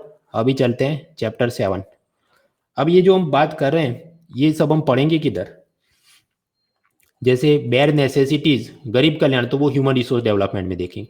फिर ये जन आरोग्य योजना, वो क्या था, हेल्थ इंश्योरेंस, तो ये जो पहली चीज थी मनी बैंकिंग फाइनेंस इंश्योरेंस, उधर देखेंगे। फिर ये इनोवेशन और उसमें और प्राइवेट सेक्टर ने इन्वेस्ट करना चाहिए, वो मुद्दा किधर आता है, तो वो सेक्टर्स ऑफ इकोनॉमी, उसमें agriculture, manufacturing, service sector, ease of doing business, innovation, वहां पर हम ये देखेंगे। तो अपनी ये विन 21 सीरीज में जो अलग अलग पिलर्स मैंने ऐसे लिखे हैं, तो मतलब आप समझ सकते हो अलग अलग जगह ऐसे हम और बारीकी से उसको देखने वाले। अदर देन दैट पूरी थियोरी, कंटेम्पररी इश्यूज और कॉम्प्रिहेंसिव इकोनॉमी आपको पढ़नी हो तो 18 तारीख मतलब परसों से हर रात 9 बजे, गुरु शुक्र शनि रवि, ऐसा हफ्ते में 4 दिन मेरी फुल क्लासेस शुरू हो रही है इकोनॉमी की। तो रात को 9 बजे का टाइम होता है। फ़ायदा क्या, working professional home makers all can join. Colourful power point रहते हैं, अलग से रिवीजन के लिए हैंड आउट रहता है, और हर हफ्ते बुधवार को उसकी क्विज भी रहती है ताकि आपको रैंकिंग से पता चले कि बाकी लोगों की तुलना में आपने कितनी पढ़ाई आपकी अच्छी या कमज़ोर चल रही है। और ये हैंड आउट, उसमें भी खास बात है क्या है, सब इमोजी, कलरफुल डायग्राम्स और सब इंग्लिश वर्ड्स के भी कठिन जो वर्ड होते हैं उसके हिंदी ट्रांसलेशन, ताकि मीन्स जो हिंदी या मिलती जुलती भाषाओं में लिखने वाले उनको मदद मिले। और ये अनअकैडमी प्लस का ये सब्सक्रिप्शन, उसका फ़ायदा क्या है, वो Netflix, Amazon prime, Disney Hotstar, एक बार आपने फीस भरी तो सारे शोज देख सकते हैं। उसी तरह इधर पॉलिटी, हिस्ट्री, ज्योग्राफी, साइंस, सब कुछ एक बार में, सारे सभी बेस्ट टीचर के कोर्स अनलॉक हो जाते हैं। And during the checkout you can use the code munal.org for extra discount. तो इस तरह से 6 महीनों की, 1 साल की, 2 साल की, मतलब जहाँ पर अलग अलग सब्जेक्ट के सब लोग काम कर रहे हैं। प्योर हिंदी में पढ़ना है तो उसके अलग टीचर्स और उनकी अपनी लक्ष्य सीरीज में बैच चलती है। Pure English if you want to study, there are separate educators doing pure English coaching. Everything unlock with one subscription. उसमें भी एक एड ऑन होता है जिसको कहते हैं आइकॉनिक सब्सक्रिप्शन। आइकॉनिक सब्सक्रिप्शन में ये कि जो ऐसा सीनियर स्टूडेंट्स और सीनियर प्लेयर जिन्होंने पहले प्रीलिम्स क्लियर किया हो, मेंस क्लियर किया हो, इंटरव्यू तक पहुंचे हो, उनको आपका पर्सनल कोच बनाया जाता है। तो आपको जो भी, जहाँ पर भी जो भी डाउट आए, मेंस आंसर राइटिंग की, उसका जवाब इवेल्युएट करना है से लेके सब कुछ मदद के लिए, मतलब आपका एक पर्सनल कोच आपके साथ हमेशा रहे, that is iconic. So that is the Unacademy subscription. If you are interested you can join. Coupon code है munal.org। हम लोग आगे बढ़ते हैं। इकोनॉमिक सर्वे 2021 और उसका वॉल्यूम 1 और उसका चैप्टर 7। चैप्टर 7 में बात क्या है, regulatory forbearance and emergency medicine not a staple diet. समझते हैं इसका जिस्ट। कहना हो, वैश्विक आर्थिक मंदी वो कब आई थी, 2007-8 में। अमेरिका की बैंकों ने पहले बहुत सारे नालायक लोगों को होम लोन दे दिए थे, वो नहीं दे पाए वापस पैसा, तो सिस्टम कोलैप्स हो गया। तो वो जो क्राइसिस हुई उसको कहा गया सबप्राइम क्राइसिस। और उसके बाद उसके चलते पूरी इकोनॉमी में जो मंदी आ गई, वैश्विक आर्थिक मंदी, उस वक्त भारत की बैंकों में भी जो जो लोन थे उसमें प्रॉब्लम आ गए। उनकी मदद करने के लिए भूतपूर्व गवर्नर कौन, डॉक्टर रघुराम राजन, उन्होंने सब बैंकों को थोड़ी डील या रियायत दी थी कि अच्छा, जो लोग बिजनेसमैन लोन वापस नहीं कर रहे तो 10 साल का लोन है आपको, उसको 15 साल का कर दो। वो उसको 12% ब्याज देना था आपको तो उसका 8 कर दो। ऐसी सब डील दी थी।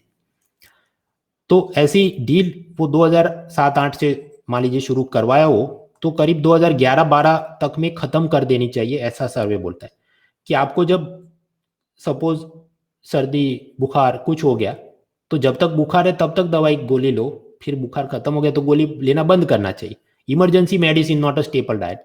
लेकिन पता चला इस टाइप की ये जो रिलैक्सेशन दी गई थी वो 2015 तक कंटिन्यू रखी गई, जबकि उसकी जरूरत नहीं थी। 2011-12 के बाद इकोनॉमी ठीक हो चुकी थी, लेकिन वो आरबीआई ने ऐसा कंटिन्यूएशन में रखा। वो क्राइसिस खत्म होने के बाद भी वो दवाई देते रहे, जिसे हम कहें regulatory फोरबियरेंस।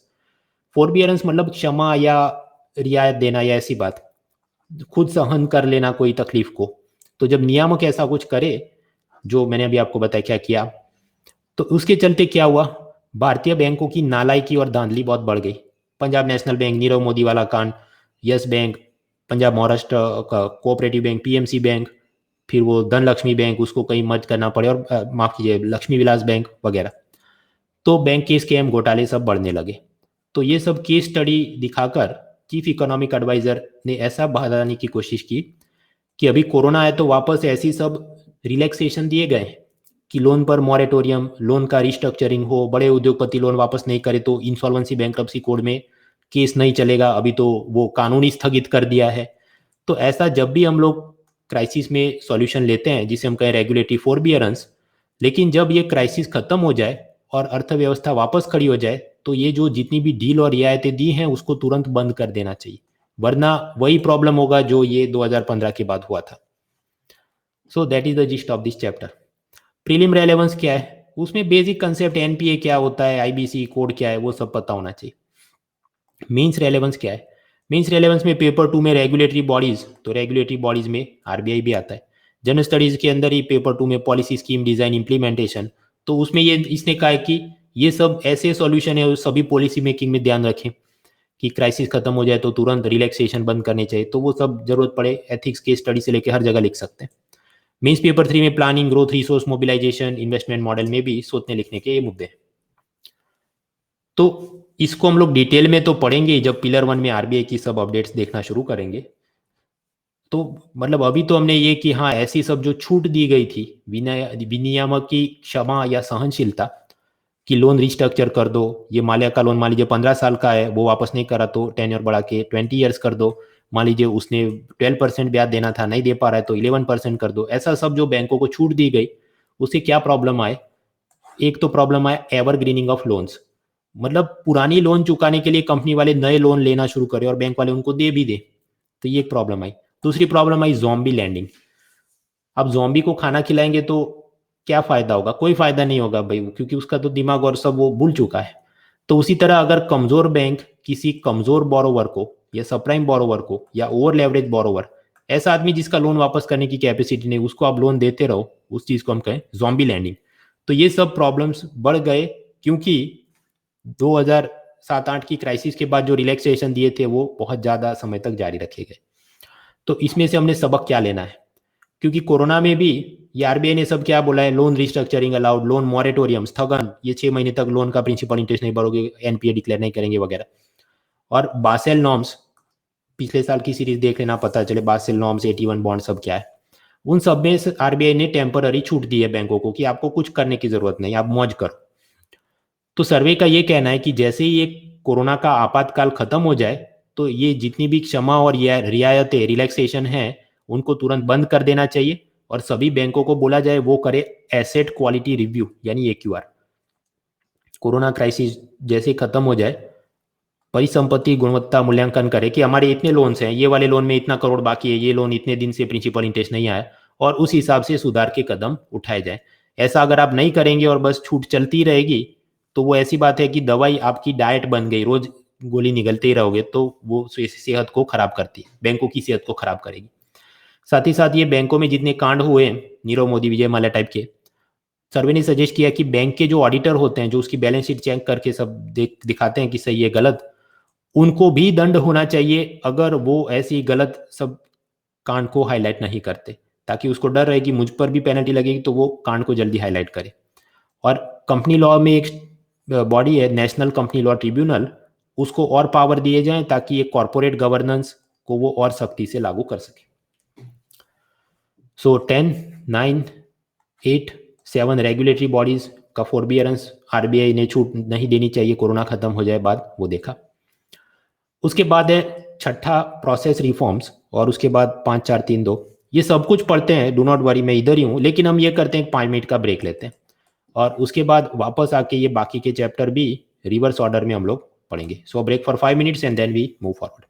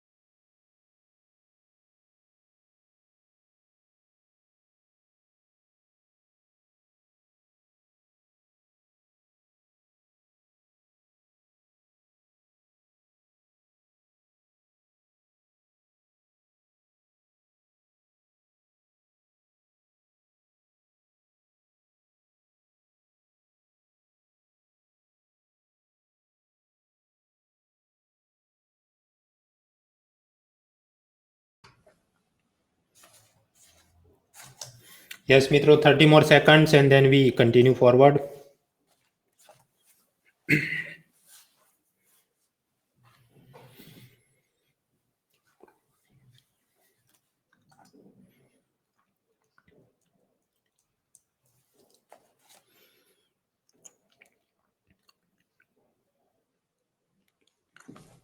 All right, so chapter 7 regulatory forbearance, जिसमें ये बैंक आरबीआई वगैरह की बात, तो वो हम लोग किधर देखेंगे? Pillar 1 money banking finance insurance. अभी रिवर्स ऑर्डर में चलते हैं। Chapter 6 process reforms. Process reforms मतलब क्या? ये आदमी देखो, क्या आपको लगता है ईज ऑफ डूइंग बिजनेस नहीं है? तो वही इस चैप्टर का जिस्ट है कि प्रोसेस रिफॉर्म्स प्रक्रिया सुधार अनिश्चितता के तहत निर्णय लेने की चीज को सक्षम बनाया जाए। जिस्ट या सारांश देना हो एक लाइन में कि भारत में ईज ऑफ डूइंग बिजनेस यानी व्यापार में सुगमता नहीं है। आपने कंपनी शुरू की, आपकी कंपनी ठीक से नहीं चल रही, आप खुद से अपनी कंपनी स्वेच्छा से बंद करना चाहते हो। मान लीजिए आपके ऊपर कोई मुकदमा नहीं चल रहा, आपका कोई बैंक से लोन बाकी नहीं है, फिर भी खुद की कंपनी खुद बंद करनी हो तो उसकी जितनी कागजी कार्रवाई करनी होती है उसमें 1500 दिन लग जाते हैं, ऐसा इकोनॉमिक सर्वे का कहना है। Even voluntarily winding up your own company, खासकर पब्लिक लिमिटेड कंपनी, तो 1500 दिन लग जाते हैं। तो प्रीलिम में रेलेवेंस क्या है? वो ईज ऑफ डूइंग बिजनेस का रैंकिंग तो है नहीं, क्योंकि वर्ल्ड बैंक ने वो रिपोर्ट को सस्पेंड कर दिया, लेकिन उसके कंपोनेंट क्या वगैरह पता होना चाहिए। मेंस में रेलेवेंस क्या है? मेंस पेपर 2 में policy, scheme design, implementation, governance, accountability, transparency के कुछ मुद्दे यहाँ पर अच्छे दिए हैं जो हम उधर मेंस में लिख सकते हैं। और पेपर 3 में प्लानिंग, ग्रोथ, रिसोर्स मोबिलाइजेशन में बोल बच्चन। हाँ, तो कुल मिलाकर कुछ आंकड़े कि आपने खुद के ही कंपनी को बंद करना हो, वॉलेंटरी लिक्विडेशन, 1500 दिन से ज्यादा लग जाता है कागजी कार्रवाई में। कोई कमर्शियल डिस्प्यूट हो गया, एक कंपनी ने दूसरी कंपनी के साथ कोई डील किया था, रॉ मटेरियल सप्लाई नहीं किया, प्रोजेक्ट खत्म नहीं किया, तो सिंगापुर में अगर वो उसका कमर्शियल डिस्प्यूट जाए तो 120 दिन में केस सुलटा लेते। भारत में 1400 दिन से ज्यादा तो कमर्शियल डिस्प्यूट कोर्ट में लटके जाते। प्रॉब्लम ऑफ ओवर रेगुलेशन, जरूरत से ज्यादा नियम बना दिए जाते हैं, और क्योंकि जरूरत से ज्यादा नियम एक ही चीज के होंगे, जैसे हम बात करें लेबर लॉज कि उसमें केंद्र सरकार राज्य सरकार दोनों ने ये नियम वो नियम करके रखा है, तो मल्टीपल इंटरप्रिटेशन, अलग अलग लोग अलग अलग उसका अर्थघटन करते हैं, तो डिस्क्रिशन यानी विवेकाधीन सत्ताएं बढ़ जाती है। ये इंस्पेक्टर, हाँ मेरे हिसाब से ये ऐसा होना चाहिए, तो तुमने ये ऐसा क्यों नहीं किया करके फालतू में लिटिगेशन, मुकदमेबाजी चलते रहती।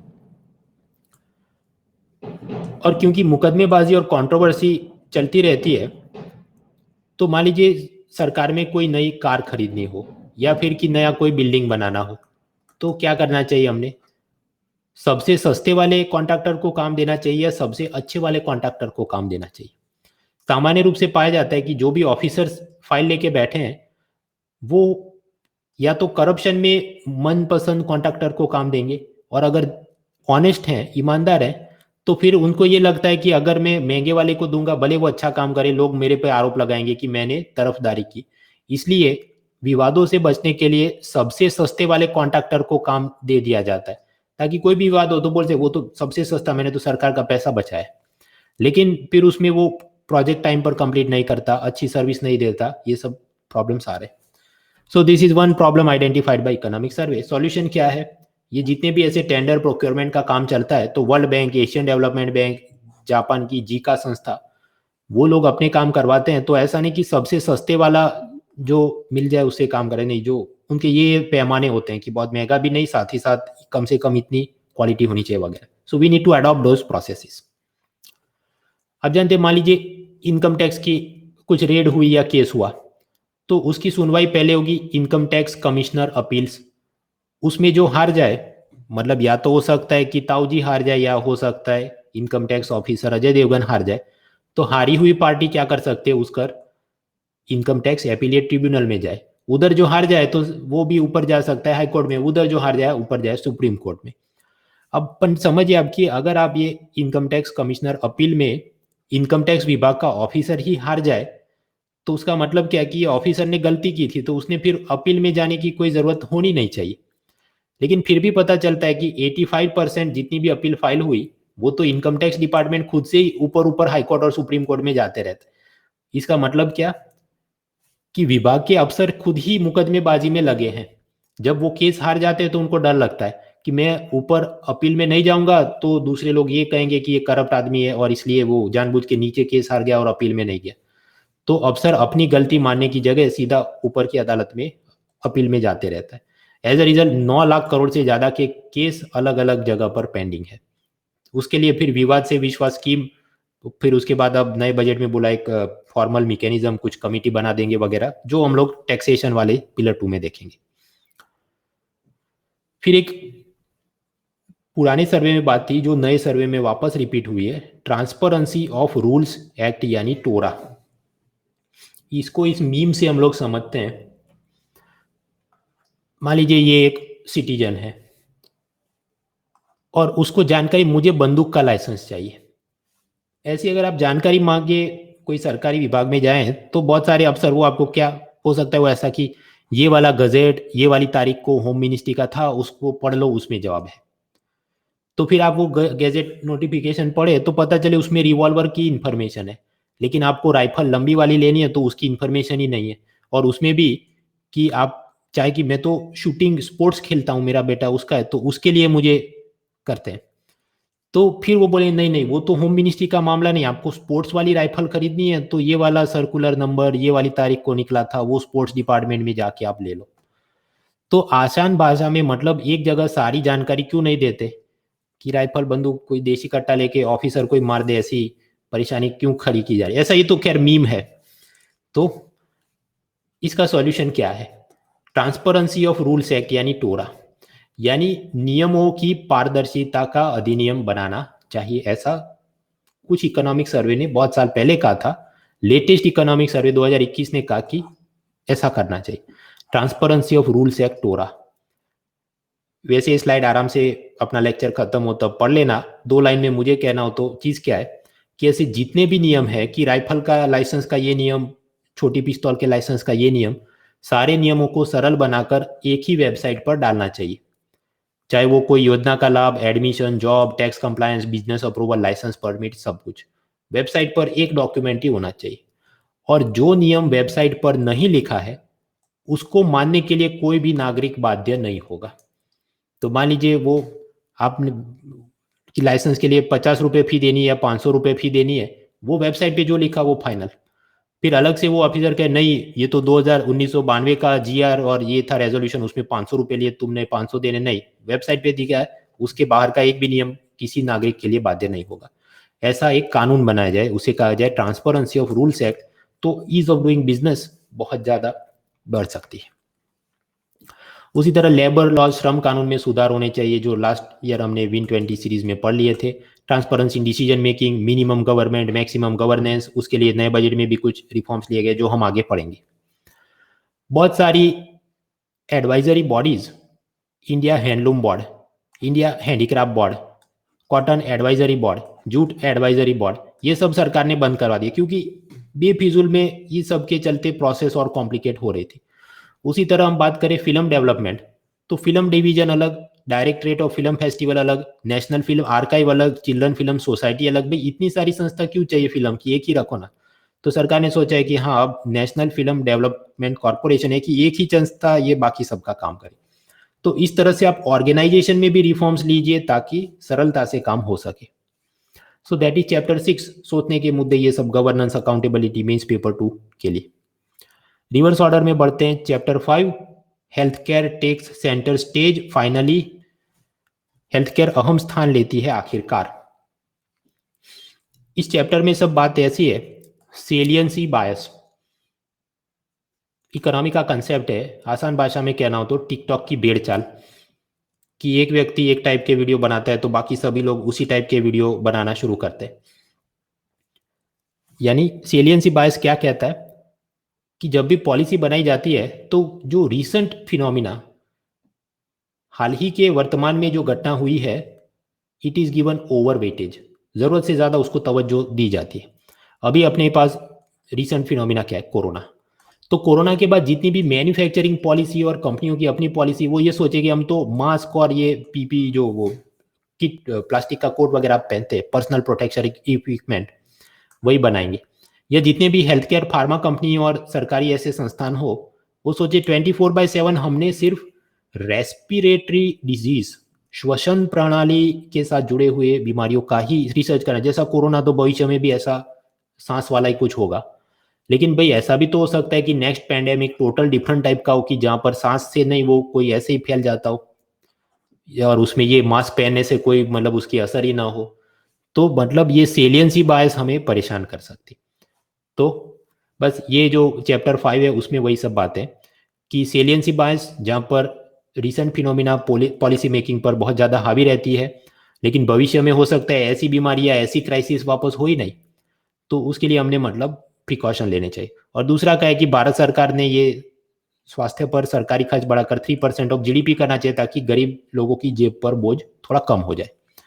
प्रीलिम में रेलेवेंस क्या है, कुछ पब्लिक हेल्थ केयर का ये डेटा वगैरह, और मेंस में रेलेवेंस क्या है, मीन्स पेपर 1 पॉवर्टी के issue, means paper 2 social sector में हेल्थ के related policy schemes, inclusive growth, government budgeting, resource mobilisation, क्योंकि जब आप कहते हैं जीडीपी का 3% हेल्थ में खर्च करना चाहिए, तो उस हिसाब से बहुत सारा पैसा भी चाहिए होगा। हाँ, तो सेलियंसी बायस जो मैंने आपको बताया कि सभी अब रिसर्चर और डॉक्टर सिर्फ रेस्पिरेटरी श्वसन तंत्र के बारे में रिसर्च करना शुरू करें, वो भेड़चाल से बचना होगा हमने। तो सर्वे ने ये सजेस्ट किया कि हर एक अस्पताल में एक वार्ड ऐसा होना चाहिए कि जहां पर सभी प्रकार की नेशनल हेल्थ इमरजेंसी महामारी का काम हो सके। लेकिन सामान्य समय पर जब कोरोना नहीं हो, तो सामान्य बीमारी का भी इलाज हो सके उसी बिल्डिंग का, ऐसा हमने multipurpose health care building develop करने चाहिए।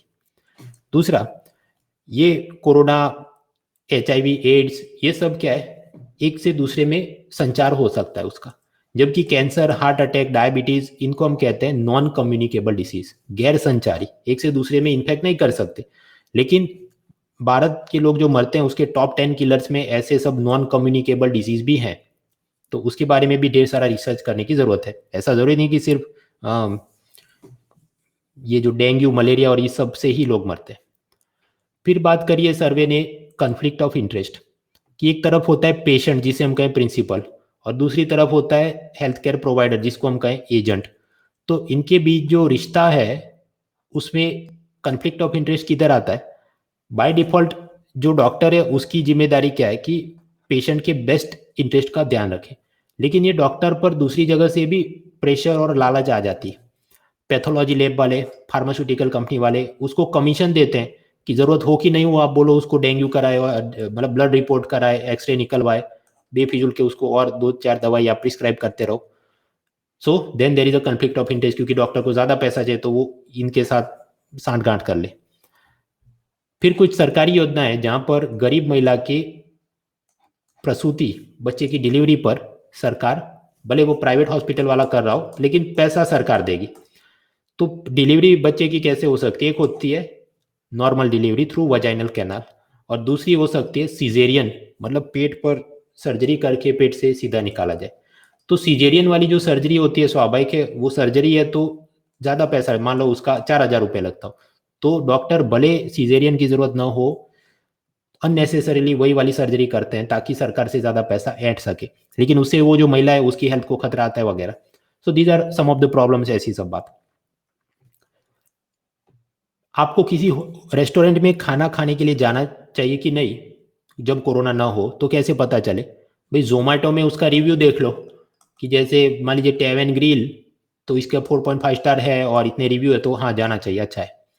तो उसी तरह कौन सा डॉक्टर अच्छा या बुरा, या कौन सी हॉस्पिटल सस्ती या महंगी, कैसे पता चले? उसकी भी ऐसी रेटिंग या रिव्यू सिस्टम होनी चाहिए, ताकि एसिमेट्री ऑफ इंफॉर्मेशन, यानी जानकारी की विषमता, जो मरीज है उसको तो बहुत कम जानकारी कि ये हॉस्पिटल में जाऊंगा फिर असल में खर्चा क्या आएगा, और जो डॉक्टर है उसको सारी जानकारी है कि ये वाला दवाई देना है और उसका इतना खर्च और इसमें मेरा इतना प्रॉफिट। तो दोनों के बीच में कुछ विषमता है, उसको कम किया जाए। यूनाइटेड किंगडम में तो ऐसा है, उनकी नेशनल हेल्थ सर्विस, और उसके नीचे उन्होंने क्वालिटी एंड आउटकम फ्रेमवर्क, ऐसा एक फ्रेमवर्क बनाया। तो समझो जैसे उनके ऑफिसर्स आके चेक करेंगे कि कितने लोग मर गए, कितना हॉस्पिटल का खर्च आता है, उस हिसाब से कुछ रेटिंग वगैरह मिला दिया जाता है। तो भारत में भी ऐसा कुछ करना चाहिए using the national digital health mission. वो चीज़ क्या है, छठे पिलर में देखेंगे, artificial intelligence, machine learning, telemedicine वगैरह वगैरह। तो ये सब बातें वहाँ पर हुई। फिर ये वाले चैप्टर में सर्वे ने अगेन वो सब कौन सा राज्य बेहतर और कौन सा खराब वो सब बात में गए, तो पता चला पंजाब किधर है, ये रहा, हिमाचल ये रहा, फिर छत्तीसगढ़ ये रहा छत्तीसगढ़। उधर ऐसा है कि डॉक्टर कम है और नर्स ज़्यादा है। उसके सामने आंध्र प्रदेश, दिल्ली, तमिलनाडु, वहाँ पर डॉक्टर और नर्स का जो भी रेशियो होना चाहिए, एक डॉक्टर सामने 4 नर्स या जो भी मतलब हॉस्पिटल एडमिनिस्ट्रेशन के हिसाब से वो बेहतर है। हाँ तो क्या अपने लिए काम का है भाई? कुछ काम का नहीं। कुछ प्राइवेट मॉक टेस्ट वाले इसका भी एमसीक्यू बनाते हैं, which of the following state has the best ratio. भाई कहता भी दीवाना और सुनता भी दीवाना। यूपीएससी वाले जो प्रश्न, there is some sensibility in the entire process. हर चीज का एमसीक्यू नहीं बनता just because economic survey has given, so don't waste time like that. जानने लायक आंकड़े कौन से? अभी सरकार हेल्थ केयर पर कितना खर्च करे करा? 1% ऑफ जीडीपी। उसको बढ़ा के कर दिया जाए 3% ऑफ जीडीपी, तो फायदा क्या होगा? ये जो पेशेंट का खुद के जेब से खर्चा आता है दवाई कराने का, मान लीजिए पहले 65% हो तो वो कम होके 30% हो जाएगा। तो मतलब सरकार ने हेल्थ केयर सेवाओं पर और पैसा खर्च करने की जरूरत है। लेकिन उसमें ध्यान क्या रखना है? सेलियंसी बायस की बस रेस्पिरेटरी श्वसन के रोग पर ही रिसर्च हो ऐसा नहीं, बाकी सबके लिए भी हो। चैप्टर 5 तो ये हमने देखा किधर पढ़ेंगे, 6th पिलर एचआरडी। अभी रिवर्स ऑर्डर में, ठीक है, ये सारे चैप्टर तो खत्म हुए। चौथा chapter inequality and growth, conflict और कन्वर्जेंस, असमानता और विकास, संघर्ष या अभिसरण। समझते हैं।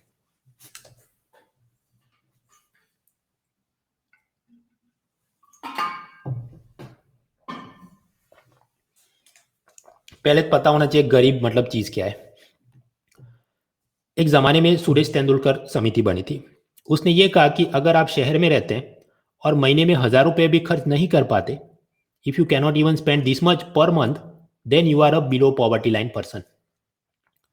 उसी तरह गांव में रहते हैं, 816 रुपये भी एक महीने में खर्च नहीं कर पाते, then you are a below poverty line person.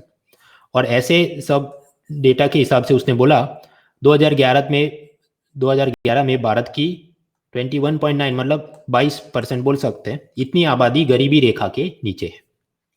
अच्छा तो ये तो मतलब डेफिनेशन ठीक है, बहुत आसान है कि शहर में रहते 1000 रुपये महीने में खर्च नहीं कर पाया, गरीबी रेखा से नीचे।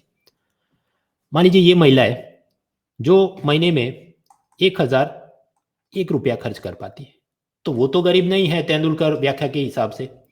लेकिन उसके सामने फ्लिपकार्ट कंपनी का सीईओ, तो पता चले यूके की एक एनजीओ संस्था है ऑक्सफैम, उसने ऐसा रिपोर्ट निकाला कि भारत में ऐसी कोई काम वाली बाई हो जैसे ये महिला, और कोई बड़ी टेक कंपनी का सीईओ हो जैसे ये आदमी, तो ये महिला 22,000 साल तक नौकरी करेगी, तब जाके उसके पास उतना पैसा आएगा जितना ये फ्लिपकार्ट का सीईओ शायद एक साल में उसकी सैलरी में कमाता है।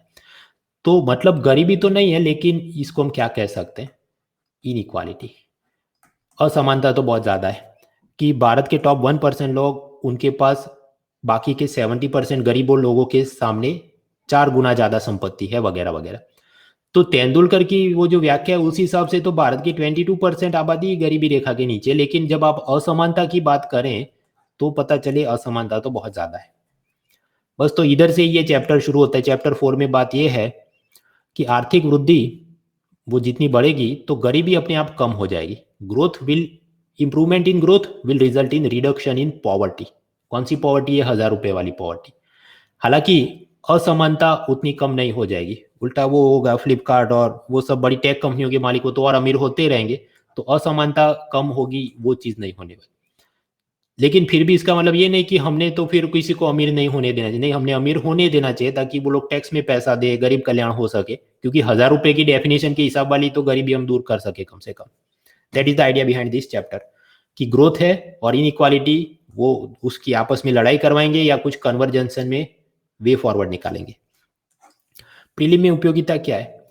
एक तो ये डेफिनेशन गरीबी की, और फिर ये गवर्नमेंट की कौन कौन सी योजना है, मनरेगा स्कीम वगैरह, दीनदयाल वो ग्रामीण कौशल योजना वगैरह, और ग्लोबल रिपोर्ट की कुछ बातें। मेंस में रेलेवेंस क्या है? तो पेपर 1 में पॉवर्टी, पेपर 2 में वीकर सेक्शन, पेपर 3 में इंक्लूसिव ग्रोथ, हर जगह बोल बच्चन करने के ये मुद्दे। कैपिटलिज्म यानी क्या? पूंजीवाद। वो क्या है? मेरे पुराने ऐसे स्पेशल क्लास देख लेना, बहुत बार चर्चा हो चुकी है। तो पूंजीवाद में तो ये कि अमीर आदमी और अमीर बने, उनको कोई मजा नहीं, फ्री मार्केट में सब डिसाइड हो वगैरह। तो सर्वे ने एक रिसर्च को कोट करके ये कहा, इकोनॉमिक सर्वे ने, कि लोग they do not mind a moderate level of inequality. ये ऐसी बात है, मान लीजिए ये महिला ऐसा बोले कि ये फ्लिपकार्ट का सीईओ अगर $60 कमाता हो और सामने मैं $1 कमाती हूँ, मतलब ये 7 गुना मुझसे ज़्यादा कमाए, तो मुझे उसमें कोई ऐतराज नहीं, क्योंकि उसने मुझसे ज़्यादा पढ़ाई की है, वो बड़ी कंपनी का बड़ा मालिक है, तो वो कमाए, मुझे कोई ऐतराज नहीं। मतलब 1:7 के रेशियो में असमानता हो तो इतनी असमानता जनता को उससे कोई दिक्कत नहीं है, ऐसा कुछ अमेरिका में सब रिसर्च करके पता चला।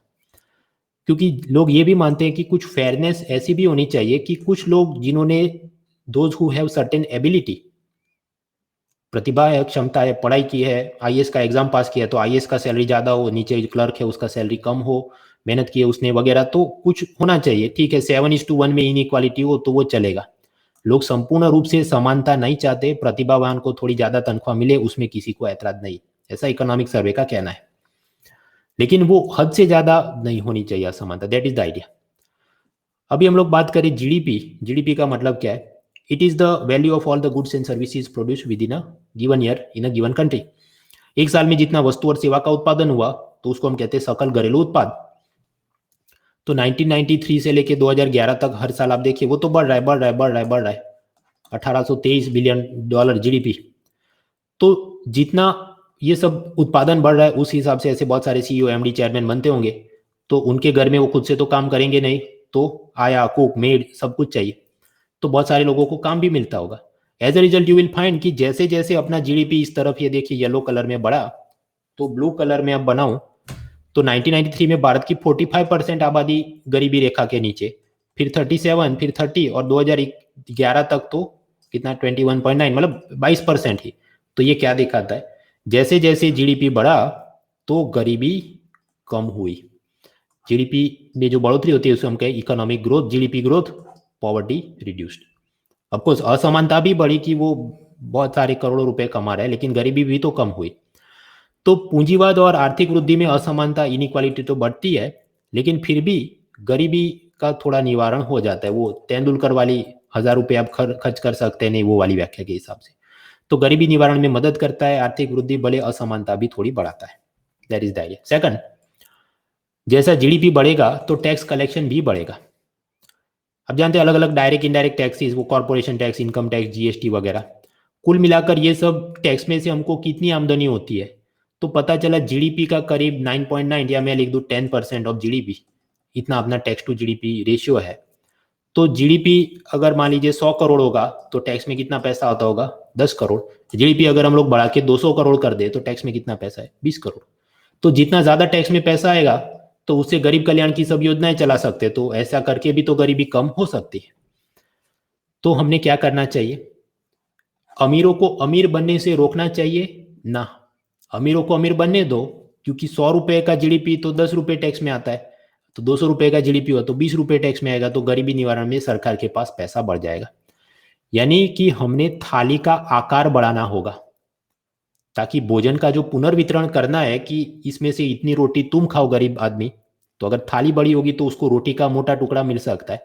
ऐसा मैं नहीं, इकोनॉमिक सर्वे कह रहा है कि redistribution is only feasible in a developing economy if the size of economy या इकोनॉमिक प्राइस ग्रोस बिगर। तो चाइना में ऐसा सब हुआ इसलिए उधर गरीबी चली गई वगैरह सब बातें, वो सब हम देखेंगे चैप्टर 4 की इधर, छठा पिलर ह्यूमन रिसोर्स डेवलपमेंट में। अभी रिवर्स ऑर्डर में चलते हैं चैप्टर 3।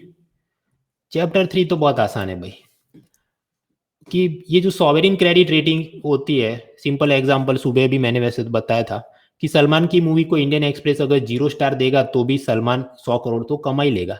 तो मतलब इंडियन एक्सप्रेस की रेटिंग और क्रिटिसिज्म से सलमान ने डरने की कोई जरूरत नहीं, उसने फिल्म बनानी चाहिए।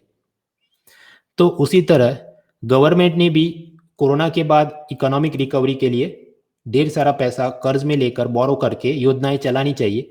क्रेडिट रेटिंग एजेंसी हमारा रेटिंग खराब है उसकी चिंता नहीं करनी चाहिए। प्रीलिम में रेलेवेंस क्या है? सब ये ऑर्गेनाइजेशन, स्टैंडर्ड पुअर, फीच, मूडी क्या है? Credit rating agency.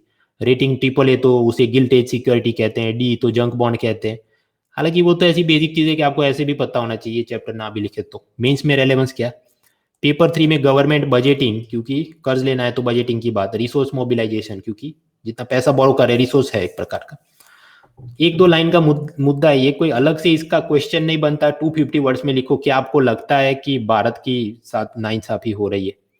एनीवेज, तो ये Moody's, standard and poor, Fitch, ये सब ऐसी संस्थाएं क्या करती है, सॉवरेन क्रेडिट रेटिंग, जिससे हमें ये पता चलता है कि सरकार का दिवालियापन दिखाने का जोखिम उसका क्या अंदाजा है, निकल सकता है।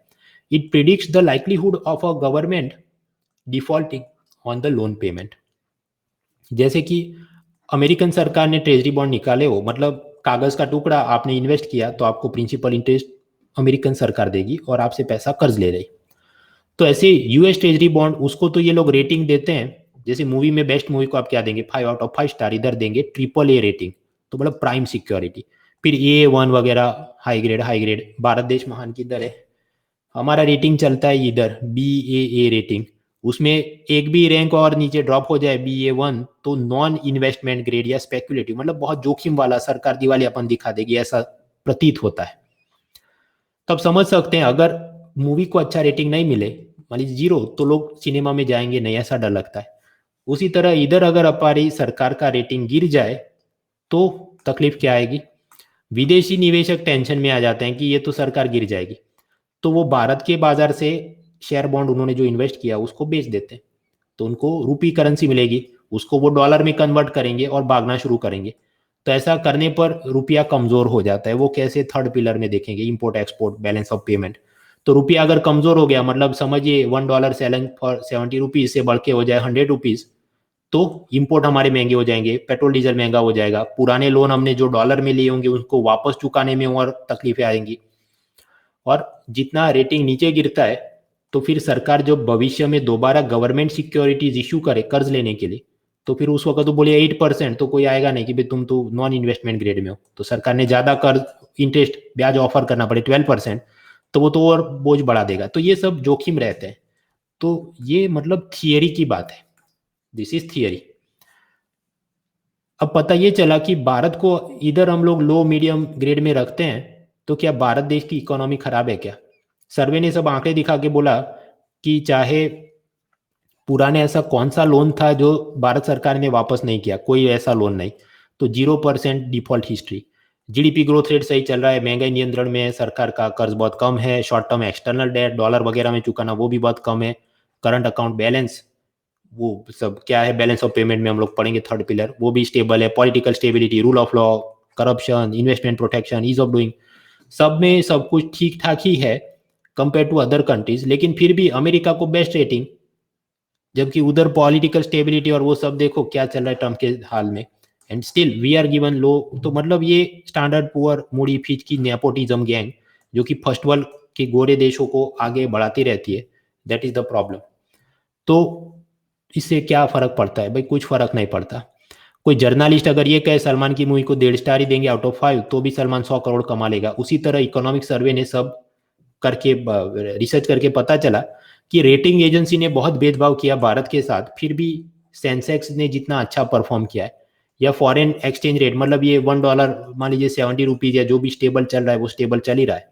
तो हालांकि भेदभावपूर्ण रेटिंग के बावजूद भी भारत के अर्थतंत्र का कुछ बिगाड़ नहीं सके ये लोग, इसलिए हमने उनकी चिंता नहीं करनी चाहिए। जो मैंने आगे आपको सब डर दिखाए कि नहीं नहीं ये सब तो अगर हमारा रेटिंग खराब कर देंगे तो रुपया कमजोर हो जाएगा, दूसरी बात बहुत ज्यादा ब्याज देना पड़ेगा, those things are not going to happen. So government should boldly borrow more money to revive the economy, ये उसका जिस्ट है। तो दिस इज चैप्टर 3। इसके बाद चैप्टर 2 वो हम पढ़ते हैं, फिर एक छोटा सा ब्रेक लेंगे, फिर आगे बढ़ेंगे। हाँ, तो चैप्टर 2 वो मिलता जुलता है, इसलिए उसको हम पढ़ लेते हैं, फिर ब्रेक लेते हैं।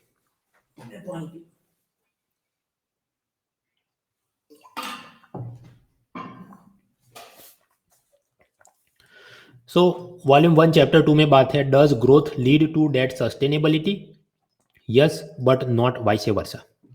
क्या विकास से ऋण की स्थिरता जन्म आती है और उसका उल्टा सही है कि नहीं? इसका जिस्ट मुझे बोलना हो तो कहता यह है कि अगर आर्थिक वृद्धि होगी, इकोनॉमिक ग्रोथ, तो सरकार का दिवालियापन नहीं निकलेगा। लेकिन उसका उल्टा वाक्य सही नहीं, मतलब सरकार का दिवालियापन निकल गया तो आर्थिक वृद्धि होगी, वो वाक्य सही नहीं। मतलब ये will lead to B yes but B will lead to A. उस हिसाब से वो उसने लॉजिक बिठाने की कोशिश की। और डेविड रिकार्डो की बातें भारत के परिप्रेक्ष्य में सही साबित नहीं हो रही। और एक काउंटर साइक्लिकल फिजल पॉलिसी की बात है, वो क्या है अभी 3-4 स्लाइड में क्लियर हो जाए ये सब। प्रीलिम का रेलेवेंस क्या है, ये डेविड रिकार्डो की जो बातें हैं वो सब थियरी एनसीईआरटी में भी दी है, इसलिए हमने पढ़नी। मेंस में रेलेवेंस क्या है, तो मेंस पेपर 3 गवर्नमेंट बजटिंग, क्योंकि कर्ज लेने की बात है, रिसोर्स मोबिलाइजेशन, उसमें छापने लायक मुद्दे। अब जानते हैं इकोनॉमी में क्या होता है, बूम बस्ट रिसेशन एक्सपांशन, तेजी मंदी चलती रहती है। तो तेजी मंदी अगर चलती रहती है तो सरकार की जिम्मेदारी क्या है, जीडीपी। जीडीपी का मतलब क्या है, एक वर्ष में भारत देश के अंदर कितना गुड्स एंड सर्विसेज का उत्पादन हुआ, उसको फाइंड करने का एक तरीका है, फॉर्मूला। उसमें हम लोग लिखते हैं सी मतलब कंजम्पशन, आपने कितनी गाड़ियां खरीदी वगैरह। Then I for investment, Mukesh Ambani ने कितना रॉ मटेरियल या कुछ खरीदा। Then G for government expenditure, सरकार ने कितना पैसा खर्च किया। प्लस एक्सपोर्ट, जिसको मैं लिखूं एक्स, माइनस इंपोर्ट, क्योंकि जीडीपी की व्याख्या क्या है, भारत में पैदा हुआ उसकी बात करो, तो बाहर से इंपोर्ट किया उसको माइनस करना चाहिए। तो ये क्या हो रहा है, सी प्लस आई प्लस जी प्लस एक्स माइनस एम करेंगे तो हमको क्या मिला है, जीडीपी। तो जब आप समझिए कि मंदी चल रही है तो मंदी के दौरान क्या होगा, जनता शॉपिंग कम करेगी, तो ये अपना कंजम्पशन तो कम हो जाएगा। उद्योगपति भी सोचे कोई खरीद नहीं रहा है माल, तो वो भी इन्वेस्टमेंट कम ही करेगा। तो ऐसी परिस्थिति में जीडीपी का जवाब, मान लीजिए पहले 100 आ रहा हो, तो अभी अगर ये 10-10 कम हो जाए तो स्वाभाविक है 80 जवाब आएगा जीडीपी का। तो सरकार ने क्या करना चाहिए, उसने अपना खर्च 20 रुपये बढ़ा देना चाहिए। उसके लिए भले कर्ज लेना पड़े, पर वो बढ़ा दे तो वापस से हम लोग इधर पहुंच सकते हैं। That is the idea. तो मंदी के दौरान निजी निवेश मतलब इन्वेस्टमेंट और उपभोग मतलब कंजम्पशन कम हो जाएगा, तो सॉल्यूशन के रूप में सरकारी खर्च में हमने बढ़ोतरी करनी चाहिए। We should increase this government expenditure. तो ये अगर ऐसे चल रहा हो तो सरकार ने उसका उल्टा करना चाहिए, सरकार ने उस वक्त अपना खर्च बढ़ा देना चाहिए। तो उसे हम कहते हैं काउंटर साइक्लिकल फिजल पॉलिसी। ये जो साइकिल नीचे गई तो सरकार खर्च बढ़ा दे तो उसका ग्राफ ऊपर दिखे। अमेरिका और इंग्लैंड की स्टडी करके इकोनॉमिक सर्वे ने पाया कि उनकी सरकारों ने ऐसा किया है। ये मान लीजिए अगर डाउन एरो मंदी दिखा रहा हो तो सरकार ने खर्च बढ़ा दिया हो, तो रेड एरो अप जा रहा है, तो ये क्या है, काउंटर साइक्लिक पॉलिसी। उसमें ये नीचे तरंग गई उस वक्त वो ऊपर कर देगा ऐसा। जबकि भारत में हमको पता चलता है, ग्राफ से आप देख सकते हैं कि काउंटर साइक्लिक पॉलिसी ऐसा कुछ है नहीं, जो चुनाव चल रहा है मीडिया चल रहा है करते रहते। सो इकोनॉमिक सर्वे सजेशन इज कि फोकस रखना चाहिए और काउंटर साइक्लिकल फिजल पॉलिसी हमने अपनानी चाहिए, जैसा ये इंग्लैंड और अमेरिका वाले करते हैं। अभी ये सब करने बैठे तो ज्यादा कर्जा नहीं लेना चाहिए सरकार ने, ऐसा मैं नहीं, इकोनॉमिस्ट डेविड रिकार्डो बोल के गया। डेविड रिकार्डो की एक थियरी इसलिए पढ़नी है क्योंकि एनसीईआरटी में दी है, और नई इकोनॉमिक सर्वे ने बोला कि रिकार्डो की बातें भारत में गलत है, तो इसलिए देख लेते क्या है। रिकार्डो ने यह कहा कि जब भी भारत सरकार या कोई भी सरकार ज्यादा पैसा कर्ज लेती है, सरकार कर्ज कैसे लेती है, वो गवर्नमेंट सिक्योरिटी यानी जीसैक इश्यू करवाएंगे कि ये 1000 करोड़ रुपए हमको दीजिए, हम आपको ये कागज के टुकड़े देते हैं और 5 साल बाद 8% ब्याज के साथ हम आपको रकम वापस करें, ऐसा कोई लिख के दिया हो। तो जब भी सरकार ऐसा ज्यादा पैसा कर्ज लेगी तो जनता क्या करेगी, रिकार्डो ने पाया कि ऐसी परिस्थिति में जनता पैसा ज्यादा बचत करेगी, क्योंकि उनको डर लगेगा कि ये कर्जा सरकार ने जो 5 साल बाद वापस करना है, तो मान लीजिए अभी इनकम टैक्स के रेट चल रहे हो 5%, 20%, 30%, 5 साल बाद सरकार ने वापस करना हो तो सरकार बोले नहीं 10%, 25%, 40% ऐसा स्लैब होगा इनकम टैक्स का। तो जनता को डर लगता है कि भविष्य में सरकार टैक्स बढ़ा देगी जब उसको ये कर्ज वापस करना होगा। इसलिए हमने क्या करना चाहिए, जनता ये सोचेगी कि अभी हम शॉपिंग नहीं करते, हम तो पैसा बचत करते हैं, क्योंकि भविष्य में तो इनकम टैक्स बहुत बढ़ जाएगा तो हम पैसा बचत नहीं कर पाएंगे बच्चों के लिए। So it will create new problem कि जहां पर टैक्स में बढ़ोतरी के चलते जनता पैसा बचत ज्यादा कर रही है, तो ये गाड़ियां कम बिकेंगी, मोबाइल कम बिकेगी, तो अंबानी टाटा ये सब कि हमारा माल ही नहीं बिक रहा तो हम लोगों को नौकरी पे क्यों रखेंगे, हम नहीं रखेंगे। So consumption will decline, unsold inventories, unemployment की प्रॉब्लम्स। यानी ये चीज क्या है, सरकार की बोरोइंग जितनी बढ़ेगी तो सेल्स और डिमांड उतनी कम हो जाएगी, ऐसी ये रिकार्डो की थियरी। तो उस हिसाब से आप देखिए कि जब भी सरकार ज्यादा पैसा खर्च करने के लिए कर्जा लेगी, राइट, तो मैंने आपको बताया कि जनता डर जाएगी और शॉपिंग कम कर देगी, पैसा बचत ज्यादा करते, तो कंजम्पशन वाला सी कम हो जाएगा। तो फिर उद्योगपति सोचेगा यार कोई खरीद नहीं रहा, तो इन्वेस्टमेंट वाला आई कम हो जाएगा, तो जी भले ज्यादा हुआ लेकिन ये तो और नीचे गिर जाएंगे, तो फिर तो अपना जीडीपी और नीचे गिर जाना चाहिए। That is a problem.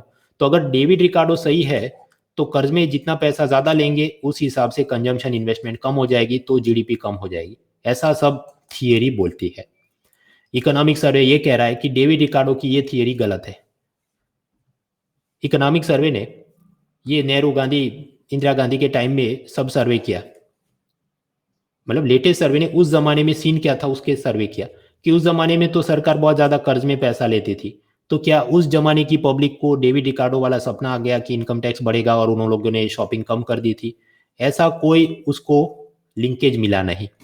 नए आर्थिक सर्वेक्षण ने पाया कि भारत के संदर्भ में ये रिकार्डो की थियरी कोई सभी साबित नहीं होती, क्योंकि उसमें सब ऐसी चीज होती है कि सिटीजन एकदम अवेयर और इन्फॉर्म्ड होना चाहिए और एकदम रैशनली वो डिसाइड करना चाहिए कि ये वाला फोन में इतना मेगा पिक्सल है तो मुझे आईफोन खरीदने की जरूरत नहीं वगैरह। But people do not behave in that manner, ऐसा सब बात चल रही है। तो मैंने आपको बताया काउंटर साइक्लिक पॉलिसी, जब मंदी चले तो सरकार ने कर्ज भी लेके ज्यादा पैसा खर्च करना चाहिए, वो चीज हमने करनी चाहिए। कोरोना के बाद अर्थतंत्र का पुनरुद्धार करने के लिए दे दनादन कर्ज लीजिए, क्योंकि रिकार्डो की बातें भारत के परिप्रेक्ष्य में सत्य नहीं है, they are not valid for India. और इससे फायदा क्या होगा? मान लीजिए सरकार 100 रुपए कर्ज लेती है और कुछ नया टनल या ब्रिज या कुछ इंफ्रास्ट्रक्चर बनाती है, तो सर्वे कहता है उससे हमें मल्टीप्लायर इफेक्ट मिलेगी। मल्टीप्लायर इफेक्ट कैसे? ये मान लीजिए नॉर्थ ईस्ट में, जम्मू कश्मीर, लेह लद्दाख में ऐसा टनल बनाया, ब्रिज बनाया, तो फायदा क्या है? ट्रांसपोर्ट टूरिज्म बढ़ेगा, तो उस हिसाब से टैक्सी, होटल, बेड, कर्टेन ये सरकार खरीद के नहीं देगी, लेकिन वहां के लोकल लोग ही खरीदना शुरू करेंगे। टैक्सी खरीदते हैं भाई, टूरिस्ट ज्यादा आ रहे हैं तो स्टील की डिमांड बढ़े टैक्सी मैन्युफैक्चरिंग में। होटल बनवाते हैं, सीमेंट की डिमांड बढ़े। होटल के अंदर बेड और कर्टेन चाहिए तो टेक्सटाइल मैन्युफैक्चरिंग की डिमांड बढ़े। उस हिसाब से उसके उद्योगपति प्राइवेट इन्वेस्टमेंट में 150 रुपए और इन्वेस्ट करे, तो सरकार ने भले 100 रुपए इन्वेस्ट किया लेकिन सामने 150 रुपए इधर भी तो इन्वेस्ट हुए, तो उस हिसाब से जीडीपी में C+I+G बढ़ता जाए तो और ज्यादा जीडीपी बढ़े, और जितना जीडीपी बढ़े तो टैक्स में सरकार को वापस पैसा आए और उसकी मदद से सरकार लोन का पैसा वापस करे। That is the idea. यानी सरकारी खर्च में बढ़ोतरी करेंगे इधर, तो फिर निजी निवेश आई फॉर इन्वेस्टमेंट उसमें भी बढ़ोतरी होगी, तो इधर 100 रुपए इसने किए, 150 इसने किए, तो मतलब कितना 250 अपना जीडीपी हो जाए, तो इससे हमको फायदा होगा। ऐसी सब counter cyclical capital policy, investment in infrastructure survey ने सजेस्ट किया, बजट ने डाला, काम हुआ। और मैंने आपको बताया ये जो अलग अलग टैक्स लेते हैं और उसमें से मान लीजिए हमको 10% टैक्स टू जीडीपी है, तो अगर जीडीपी अपना 250 रुपये और बढ़ गया तो उस हिसाब से टैक्स कलेक्शन भी बढ़ेगा, तो वो सारा टैक्स का पैसा उसकी मदद से पुराना लोन वापस भी कर सकते हैं, या फिर कि नया और पैसा कर्ज में भी ले सकते हैं और वो पुराना लोन चुकाते रहो वगैरह। तो इस सब के साथ एक कंसेप्ट दिया सर्वे ने, interest rate growth rate differential, यानी IRGD। ये चीज क्या है? सरकार ने जो पैसा कर्ज पे लिया उस पर कितना ब्याज है, हाउ मच इंटरेस्ट, मान लीजिए 6%, माइनस भारतीय इकोनॉमी का ग्रोथ रेट क्या है, मान लीजिए 11% हो, कोरोना के बाद ऐसा सोच रहे हैं, तो 6 - 11 जवाब क्या आएगा? -5। ये सीन क्या दिखा रहा है कि इकोनॉमी ज्यादा तेजी से बढ़ेगी और उस हिसाब से सरकार ने जो ब्याज में चुकाना है पैसा वो तो कम ही चुकाना है, तो वो सीन ऐसा ही होगा कि ये 100 रुपए सरकार के और 150 इसके और 250, और उस हिसाब से जीडीपी बढ़ा और उसका 10% के हिसाब से मैं निकालू टैक्स टू जीडीपी, उतना वापस आया, तो उससे इसका हम लोग थोड़ा इंटरेस्ट पे करें 100 रुपए की लोन का, फिर नया कुछ लोन लेते हैं, करके करके गेम चलता रहे।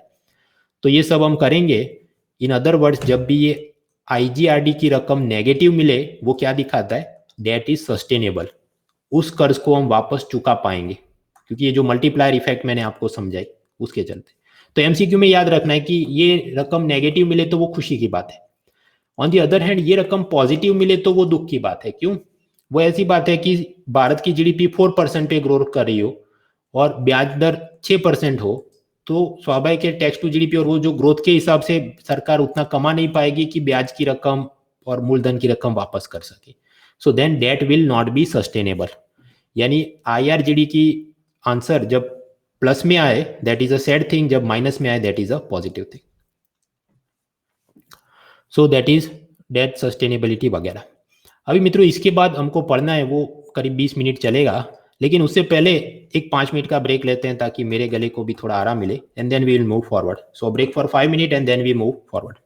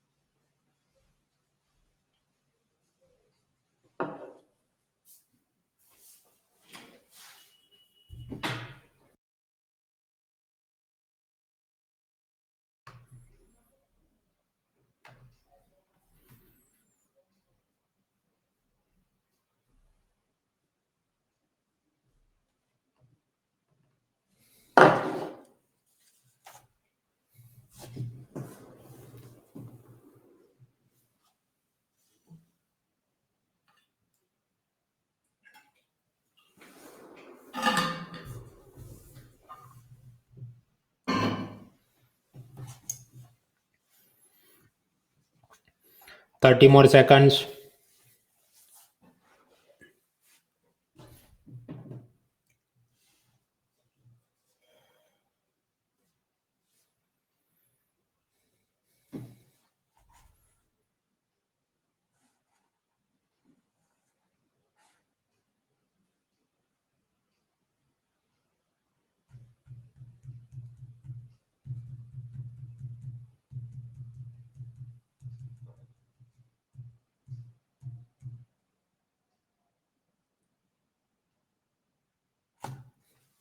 ऑलराइट, सो रिवर्स ऑर्डर में सारे चैप्टर्स खत्म किए. अभी आखिरी बचता है chapter 1, saving lives and livelihoods amidst once in a century crisis.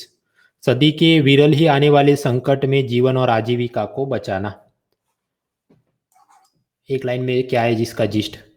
तो चैप्टर 1 बोलता है कि भारत सरकार ने क्योंकि जल्द ही लॉकडाउन और तालाबंदी कर ली, इसके चलते हम लोग ये इन्फेक्शन, संक्रमण और डेथ, मृत्यु को कम कर पाए। तो शॉर्ट टर्म में हमको पेन आया, लेकिन लॉन्ग टर्म गेन की हम भविष्य में और इतनी सारी जान को बचा पाए। और फिर आत्मनिर्भर भारत, जिसके बारे में लास्ट विन 20 सीरीज में ही हमने उसकी सारी योजना और सारा माल पढ़ लिया था, वही चीज रिपीट किया और उसका सब महिमा मंडन एप्रिसिएशन किया है। प्रीलिम रेलेवेंस क्या है, वो आत्मनिर्भर भारत के कंपोनेंट, वो तो हम पहले पढ़ चुके हैं लास्ट ईयर की सीरीज में। फिर थोड़ा यहाँ पर नया साइंस जीके वो दिया है, कुछ डेफिनेशन कंसेप्ट वो भी देख लेंगे। मेंस में रेलेवेंस क्या है मित्रों, अगर आप ये मेंस पेपर 1, 2, 3 2020 की एग्जाम कब हुई थी, जनवरी 2021 में, उसके पेपर देखो तो प्रेटी मच पेपर 1, 2, 3 हर जगह कोरोना कोरोना कोरोना पूछ ही लिया है। तो वापस से पूछेंगे कि नहीं 2021 की मेंस में, जो कि सितंबर में होगी, वो भी सोचने का विषय है। तो बहुत ज़्यादा दिमाग कितना खर्च करे, मैटर वर्थ कंसिडरिंग, लेकिन फिर भी थोड़े बहुत फॉर्डर पॉइंट्स कहीं पर लिखने के मदद में आते हैं। और आत्मनिर्भर भारत इनिशिएटिव तो वो तो हम 20 सीरीज में पढ़ चुके हैं। खैर, एक कंसेप्ट एमसीक्यू के लिए याद रखना है, बेसिक रिप्रोडक्शन नंबर, यानी RO या R0। ये रिप्रोडक्शन मतलब प्रजनन वाला नहीं, रिप्रोडक्शन मतलब एक से दूसरे में इन्फेक्शन कोरोना का फैले कि नहीं। If this RO is less than 1, उसका मतलब क्या कि एक आदमी को इन्फेक्शन हुआ लेकिन वो दूसरे को इन्फेक्शन नहीं कर रहा है, वो अपने घर में लॉकडाउन होके रह गया, तो फिर क्या होगा, फिर कोरोना फैल नहीं पाएगा, वो तो तितर बितर हो जाएगा, इट विल पीटर आउट।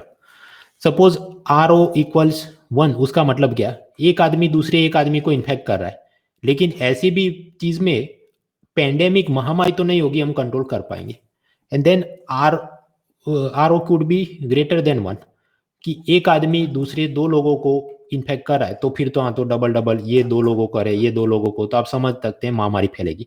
और कुछ केस में होता है सुपर स्प्रेडर, कि एक ही आदमी 10 से लेके 100 लोगों को स्प्रेड, जैसे कोई सब्जी वाला, और वो पूरी सोसाइटी को संक्रमित कर दे, तो उसे सुपर स्प्रेडर कहेंगे। सो दैट इज वन कंसेप्ट। दूसरा कंसेप्ट दिया है बारबेल स्ट्रेटेजी। बारबेल स्ट्रेटेजी वैसे शेयर मार्केट, बॉन्ड मार्केट के साथ जुड़ी है। सपोज आपके पास 2 लाख रुपए हो और उसकी मदद से आप बॉन्ड में इन्वेस्ट करना है। कुछ बॉन्ड मान लीजिए ऐसे हो कि वो 1 साल का हो, उसे मैं कहूँ शॉर्ट टर्म, और कोई हो 5 साल का जिसको मैं कहूँ मिड टर्म, और कोई हो 10 साल का जिसको मैं कहूँ लॉन्ग टर्म। और अगर आप ऐसे इन्वेस्ट करेंगे कि 2 लाख में से मैं 1 लाख शॉर्ट टर्म वाले में डालता हूँ और दूसरा 1 लाख लॉन्ग टर्म वाले में डालता हूँ, तो ये सीन कैसा बन रहा है, ये ग्राफ कुछ ऐसा हो रहा है, ये ग्राफ कुछ ऐसा, और बीच में तो कुछ नहीं, तो ये ऐसा क्या है, बारबेल जो जिम खाने में वो कसरत करने का होता है, ऐसी चीज। हाँ, तो इसका फायदा क्या है, इसमें ये है कि आपने ये जो शॉर्ट टर्म में 1 लाख इन्वेस्ट किया, मान लीजिए उस पर आपको 8% कुछ ब्याज मिल रहा हो, और उस हिसाब से मान लीजिए 1.8 लाख वापस आए, तो उसमें से आप फिर दूसरा कुछ खरीदोगे।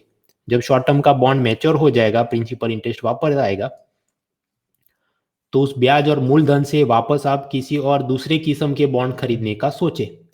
तो स्टेप बाय स्टेप वो इधर से वो इधर इधर प्लेट आप लगाते जाए, और ये लॉन्ग टर्म वाले उसकी प्लेट इधर आए या उधर आए, वो सब पूरी कॉम्प्लेक्स स्ट्रेटेजी हमको पढ़ने की जरूरत नहीं। लेकिन सर्वे का ये कहना है कि कोरोना में भी हमने कुछ ऐसा ही किया, कि शॉर्ट टर्म में हमने क्या किया, लॉकडाउन कर लिया, और फिर उसमें से हमको जो एक्सपीरियंस मिला उस हिसाब से क्रमिक रूप से स्टेप बाय स्टेप हमने अनलॉकडाउन किया, या कुछ एरिया में और ज्यादा तेज लॉकडाउन कर दिया वगैरह। So that was similar to a barbell strategy. फिर उसने एक स्ट्रिंजेंसी इंडेक्स बनाया है, सख्ती सूचकांक, अलग अलग इंडिकेटर, कि आपके राज्य में शादी ब्याह में जाने की छूट थी कि नहीं, लॉकडाउन में कोई मर जाए तो कितने लोग साथ में जा सकते थे अंतिम विधि में वगैरह। How strictly individual state governments impose the lockdown. और फिर उसने पाया कि उत्तर प्रदेश, बिहार, महाराष्ट्र, आबादी तो मिलती जुलती क्वांटिटी के हिसाब से, लेकिन पॉपुलेशन डेंसिटी मतलब आबादी का घनत्व 1 स्क्वायर किलोमीटर में कितने लोग रहते हैं, तो पता चला मुंबई में, माफ कीजिए महाराष्ट्र में, तो पूरे महाराष्ट्र की आप निकाले तो उसकी पॉपुलेशन डेंसिटी बिहार और उत्तर प्रदेश से कम है। तो उस लॉजिक पर तो मतलब महाराष्ट्र में मैं करूँ 1 स्टार, मतलब थोड़ा ही कोरोना केस होना चाहिए, और अगर यूपी बिहार में ज्यादा पॉपुलेशन डेंसिटी है तो 3 स्टार करो, मतलब वहां बहुत ज्यादा कोरोना होना चाहिए। बट उसका उल्टा हुआ कि उत्तर प्रदेश और बिहार में केस कम है, जबकि महाराष्ट्र में बहुत ज्यादा केस है। तो उसकी सब उसने चर्चा की है। खैर, आपका होमवर्क ये है कि अपने स्टेट के बारे में ये वाले चैप्टर में से इंटरव्यू के लिए देख लेना कि हमारे स्टेट में क्या क्या लॉकडाउन के थे, उसने सब टेबल में सख्ती कितनी थी वो सब बताया। ये वॉल्यूम 1 चैप्टर 1 में से हमें साइंस का एक क्वेश्चन मिलता है, मैंने आपको पढ़ाया नहीं, बस आप कुछ लॉजिक लगाइए। Who among the following is considered to be father of hand hygiene and infection control in hospitals? हाथों की स्वच्छता और अस्पताल में संक्रमण नियंत्रण का पितामह किसे माना जाता है? ऑप्शन ए फ्रांस के Louis Pasteur, option B England के Robert Hooke, option C America के जोनास सैल्क, या ऑप्शन डी हंगेरी के इग्नाज सैमुअल वाइस। और आपका टाइमर शुरू होता है अब।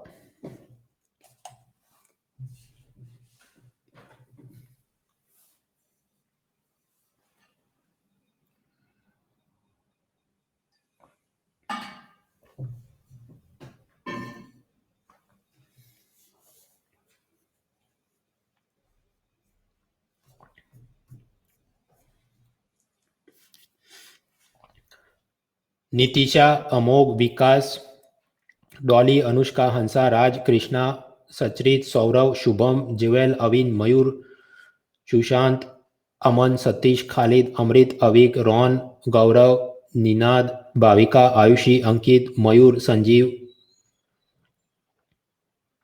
हनुमंत, दीपाली, कनिष्क, शुभ्रजीत, अमर, सौनक, तरुण, सौरभ, मानसी, सुशांत, ममता, युवराज, देवेंद्र, फयाज, मनी, दीपेंद्र, धीरज, जीशान, अविनाश, स्वप्निल, राहुल, शुभ, पूजा, ये सब लोग। फिर रजत, अरुण, माधव, मनीष, मधुसूदन, ऋत्विक, कौशिक, शिवम, सौनक, आदर्श एंड अदर्स करेक्ट आंसर। करीब 29% लोगों को लगा कि डी जवाब होना चाहिए, लेटेस्ट चेक। अभी जवाब क्या है? जवाब है डी।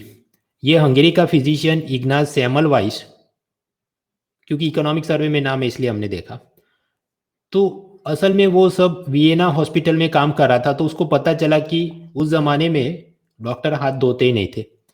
तो कुछ ऐसे कि लाश की ऑटोप्सी करने के बाद वो आएंगे और बच्चे की डिलीवरी कराएंगे, तो स्वाभाविक है माता और बच्चे को कोई ना कोई इन्फेक्शन और मर जाएंगे। और दूसरा एक ऐसा वार्ड था जहाँ पर जो नर्स थी वो हाथ धोकर ये सब काम करती थी, तो वहाँ कम बच्चे और माताओं का देहांत होता था। तो इसको लगा कि हाँ, हाथ धोने चाहिए तो इन्फेक्शन कम फैलता है, तो इसलिए उसको फादर ऑफ हैंड हाइजीन माना जाता है। बाकी नाम देखिए मैंने ऑप्शन में ऐसे सेट किए कि अगर आपको वो पता हो कि वो लोग तो कहीं और के साथ जुड़े हैं तो पता चले ये वाला होना चाहिए। ये लुइस पास्चर तो पास्चराइजेशन प्रोसेस, रॉबर्ट हुक तो शायद उसको माइक्रोस्कोप में पहली बार कुछ सेल दिखे थे ऐसा कुछ, और जोनास साल्क उसका क्या काम है, उसने पोलियो की वैक्सीन बनाई थी, तो वो अलग काम के लिए मशहूर है। तो हैंड हाइजीन का कौन होना चाहिए? ये वाला आदमी होना चाहिए क्या? तो ये थे रिवर्स ऑर्डर में हमने वॉल्यूम 1 के सारे चैप्टर की जिस देखी, बारीकी से भी पढ़ेंगे बट वो अलग अलग चैप्टर्स के अंदर, अलग अलग पिलर्स के अंदर। अभी हम बढ़ते हैं वॉल्यूम 2।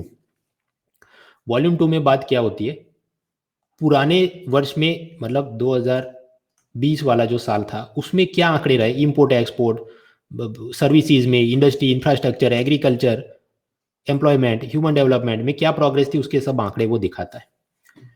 तो उसमें हम बात करें chapter 1 state of economy macro view. तो स्टेट ऑफ इकोनॉमी में मैक्रो व्यू में सबसे बड़ी बात क्या होती है? ग्रॉस डोमेस्टिक प्रोडक्ट क्या है? It is the market value of all the goods and services produced with in a domestic territory of a country for a given time period, usually 1 year. एक साल में आपके देश में जितना वस्तु और सेवा का उत्पादन हुआ उसको हम कहते हैं सकल घरेलू उत्पाद। हाँ, तो कितना हुआ? 2018 में पता चला 140 लाख करोड़, उसके सामने 2019 में 145 लाख करोड़, तो कितना ग्रोथ है? 4.2%। फिर 2019 के सामने 2020 में कितना? दिस इज आई थिंक 134, तो ये तो पता चला -7.7%, यानी ग्रोथ रेट में गिरावट आई। तो ठीक है, इतने तो हमको आंकड़े, ये 4%, ये 7%, लेकिन माइनस। अभी मैं सिर्फ ग्रोथ रेट को, ये तो मतलब कितने लाख करोड़ इतना उत्पादन दिखा रहा है, और हम जब बोलते हैं ग्रोथ रेट तो मतलब परसेंटेज के रूप में कितना बड़ा उसकी बात कर रहे हैं। तो ऐसा परसेंटेज 4.2% मैंने ये अलग लिखा, फिर 2020 में -7.7% इधर लिखा, तो ग्राफ में ऐसे गया। और 2021 में क्या होगा? तो कहता है 11% होगा। तो ये तो कैसा शेप बन रहा है? वी शेप बन रहा है। तो इकोनॉमिक सर्वे की हाँ ऐसा वी शेप बनेगा और उसके लिए ये काम करने चाहिए, वो सब बातें चलती हैं। So that is GDP growth and V shaped recovery. बस फिर ये वॉल्यूम 2 का चैप्टर 1, उसमें एक ग्राफ होता है की इंडिकेटर्स की। फूड ग्रेन तो उसका प्रोडक्शन बहुत बढ़ गया, इंडेक्स ऑफ इंडस्ट्रियल प्रोडक्शन। तो समझिए कोरोना हो तो भी गांव में खेती बाड़ी तो हो ही सकती है, तो फूड प्रोडक्शन तो बढ़ेगा, तो वो मैं प्लस प्लस कर दूं। इंडेक्स ऑफ इंडस्ट्रियल प्रोडक्ट, अभी लॉकडाउन है तो सप्लाई चेन के इश्यूज, मजदूर गांव चले गए तो स्वाभाविक उत्पादन कम होगा, तो माइनस माइनस लॉजिक की बात है। बिजली की जनरेशन वो भी माइनस माइनस, क्यों, कोयले की खदान में ही मजदूर लॉकडाउन में चले गए हो और डिमांड भी थोड़ी कम हो गई हो, तो जनरेटर वो कम ही चला रहे हो, थर्मल पावर प्लांट वगैरह। उसी तरह महंगाई में क्या सीन, इंपोर्ट एक्सपोर्ट में क्या सीन, करंट अकाउंट में डेफिसिट या सरप्लस, फिर ये मनी सप्लाई और उसमें M3 में क्या सीन, वो सब देखेंगे अगले हफ्ते पिलर 1 में। सो ये सब उसमें बातें हुई है। सो दैट इज मैक्रो व्यू। उसी तरह फीजल डेवलपमेंट तो बजट की बात है, second pillar. External sector import export third pillar में देखें। मॉनेटरी मैनेजमेंट वो पिलर 1, उसमें मनी बैंकिंग फाइनेंस की बात। प्राइस एंड इन्फ्लेशन वो पढ़ेंगे पिलर 4C में। सस्टेनेबल डेवलपमेंट वो ह्यूमन रिसोर्स के साथ छठा पिलर। एग्रीकल्चर फूड मैनेजमेंट वो sectors of economy fourth. Infrastructure देखेंगे पिलर 5 में। सर्विसेज वो pillar 4 sectors of economy. Social infrastructure employment human development again human resource development chapter 6। तो इनको हमने ऐसे नहीं पढ़ना है। ये जो मैंने पिलर आपको गिनवाए 6 pillar, money banking finance insurance या फिर budget international trade sectors of economy infrastructure HRD, इस सीक्वेंस में जाना चाहिए। 2020 में मैंने जो पढ़ा है वो भी इस सीक्वेंस में है। 2021 की ये जो सीरीज चली वो भी इस सीक्वेंस में हम चलाएंगे। आज तो ओवरव्यू था इसलिए सब एक साथ देख ले, ताकि रिवीजन में और भविष्य में उसको जब अपडेट करना हो तो हमें सुविधा रहे। वरना ये तो अभी चैप्टर 9 है, अगले साल हो सकता है वो चैप्टर 10 में लिख दे, तो वो तरीका सही नहीं। हाँ, तो ऐसे पिलर वाइज पिलर 1 2 3 4 करके ये जो मंगलवार तो आज का कार्यक्रम ये हुआ। अगला कार्यक्रम कब होगा, अगले मंगलवार 23 फरवरी रात 9 बजे। उसके बाद के कार्यक्रम ऐसे हैं कि ऑल्टरनेट ट्यूसडे 9 23 6 20, तो ये चलते रहेगा। तो इसमें कोई टेंशन में आने की जरूरत नहीं। जून में भी अपनी एग्जाम तो वीक 4 में है, उससे पहले ये तो सब खेल खत्म हो जाएगा। आज के लेक्चर का कोई हैंडआउट नहीं था, क्योंकि आज तो मुझे आपको ओवरव्यू देना था कि ये सब चीजें हैं। इसके बाद जो अगले हफ्ते का होगा तो वो मंगलवार रात से पहले मैं उसका हैंडआउट मतलब क्या, सफेद रंग की जो PDF फाइल होता है वो वाली चीज मैं अपलोड करूंगा, ताकि आपको रिवीजन में सुविधा रहे। So be sure to download it at the appropriate time. और आपका होमवर्क ये है कि 2020 का pillar 1 Win20 series last year की, वो अगले क्लास से पहले आपने वो वीडियो और उसका वो लेक्चर का हैंडआउट आप जरा देख के पढ़ के आना, ताकि कंटिन्यूएशन में आप समझ सके अच्छा सितंबर के बाद अक्टूबर से ये बातें हो रही, क्योंकि वो वापस हम पढ़ने नहीं बैठेंगे, डबल वीडियो लेंथ वापस नहीं करनी। What about the budget. Budget का ओवरव्यू मैंने मित्रों वो मेरे ख्याल से 2 फरवरी को ही एक वीडियो बना के डाल दिया था यूट्यूब पे। आपने नहीं देखा तो चिंता करने की जरूरत नहीं। जब हम लोग सेकंड पिलर तक पहुंचे बजट, उससे पहले उसके मतलब Win21 CSP सीरीज के क्लास, उससे पहले ये वीडियो देख के आना, ताकि समझने में और सुविधा रहे। जहां तक मेरे फुल लेंथ कोर्स की बात है, जहां पर theory contemporary issues and all those things, उसके लिए 18 तारीख मतलब परसों से मेरा नया कोर्स फुल लेंथ कोर्स आ रहा है। गुरु शुक्र शनि रवि रात 9 बजे क्लास होगी, ताकि वर्किंग प्रोफेशनल होम मेकर सब लोग उसको ज्वाइन कर सके। कलरफुल पावर पॉइंट्स और अलग से रिवीजन के लिए हैंडआउट। फिर हर बुधवार को उसमें क्विज होती है, ताकि आपने जितनी तैयारी की दूसरों के सामने है कि नहीं, वो प्रेशर रहे, तभी आप रिवीजन और पढ़ाई में ध्यान दे पाएंगे। So we have a weekly live quiz system from what we have learn in the previous week. उसका मैंने बताया आपको अलग से हैंडआउट में भी सब अलग से इमोजी, इंपॉर्टेंट टर्म्स के हिंदी ट्रांसलेशन, फिर कलरफुल डायग्राम्स, ताकि समझने में सुविधा रहे। Teaching will be in English and Hindi. Power point PDF वो भी इंग्लिश में, लेकिन इंपॉर्टेंट टर्मिनोलॉजी इन हिंदी, और ऐसे रैपिड रिवीजन हैंडआउट। और ये अनअकैडमी प्लस सब्सक्रिप्शन, वो Netflix, Amazon prime, Disney Hotstar जैसी चीज़ है, एक ही बार पैसा दिया और सारे शोज अनलॉक हो गए, चाहे polity, geography, science, technology, NCERT सब कुछ। So you can use that. Checkout के दौरान आप कोड यूज कर सकते हैं munal.org। इसके अलावा बैच सिस्टम, तो मतलब वो प्ले लिस्ट अलग अलग चलती रहे कि आज हिस्ट्री की ये दिन को क्लास है, इकोनॉमी की ये दिन को क्लास है, ऐसा आपको कंटिन्यूस देखना हो तो वो भी चल सकता है। तो ऐसी 6 महीने की, 1 साल की, 2 साल के सब कोर्स वो भी चल रहे हैं। अगर आपने शुद्ध हिंदी में पढ़ना है उसके अलग टीचर और उनकी पूरी लक्ष्य बैच सीरीज ऐसे चल रही है. If you want to study totally in English then there are other teachers doing that thing, that is also available. एक आइकॉनिक सब्सक्रिप्शन एड ऑन भी होता है, मतलब कि आपको पढ़ाई के अलावा एक पर्सनल कोच चाहिए, मतलब ऐसा कोई सीनियर प्लेयर जिसने पहले प्रीलिम मेंस इंटरव्यू तक पहुंचा हो और वो हमेशा call by stand by mode पे आपके लिए रहे, आपके मेंस आंसर राइटिंग की सब चेकिंग वगैरह बहुत सारी facility. So then you can even purchase the add on that is known as iconic subscription. और इसके अलावा ये रविवार को मतलब 21 तारीख सुबह 11 बजे यूपीएससी के भूतपूर्व चेयरमैन दीपक गुप्ता के साथ मेरा सेशन जो फ्री वर्कशॉप है अनअकैडमी समिट 2.0. और उसके अलावा भी अलग अलग टीचर्स और अलग अलग बड़े बड़े लोग, उनके साथ ये गवर्नेंस, डेमोक्रेसी, एथिक्स और साथ ही ये यूपीएससी प्रिपरेशन, एथिक्स, स्ट्रेटेजी, उन सब की चीज़ें होने वाली है ये शनिवार और रविवार को. So you are welcome to join unacademy.com/event/unacademy summit 2021. तो ये था कार्यक्रम और अगले मंगलवार इसी स्थान पर मिलते हैं और आगे pillar 1 money, banking, finance, insurance के क्या अपडेट रहे हैं, इकोनॉमिक सर्वे ने क्या बोला वगैरह वगैरह, बजट में क्या कहा गया, बैंकों का प्राइवेटाइजेशन और बहुत सारे मुद्दे वो देखेंगे. See you next week same time.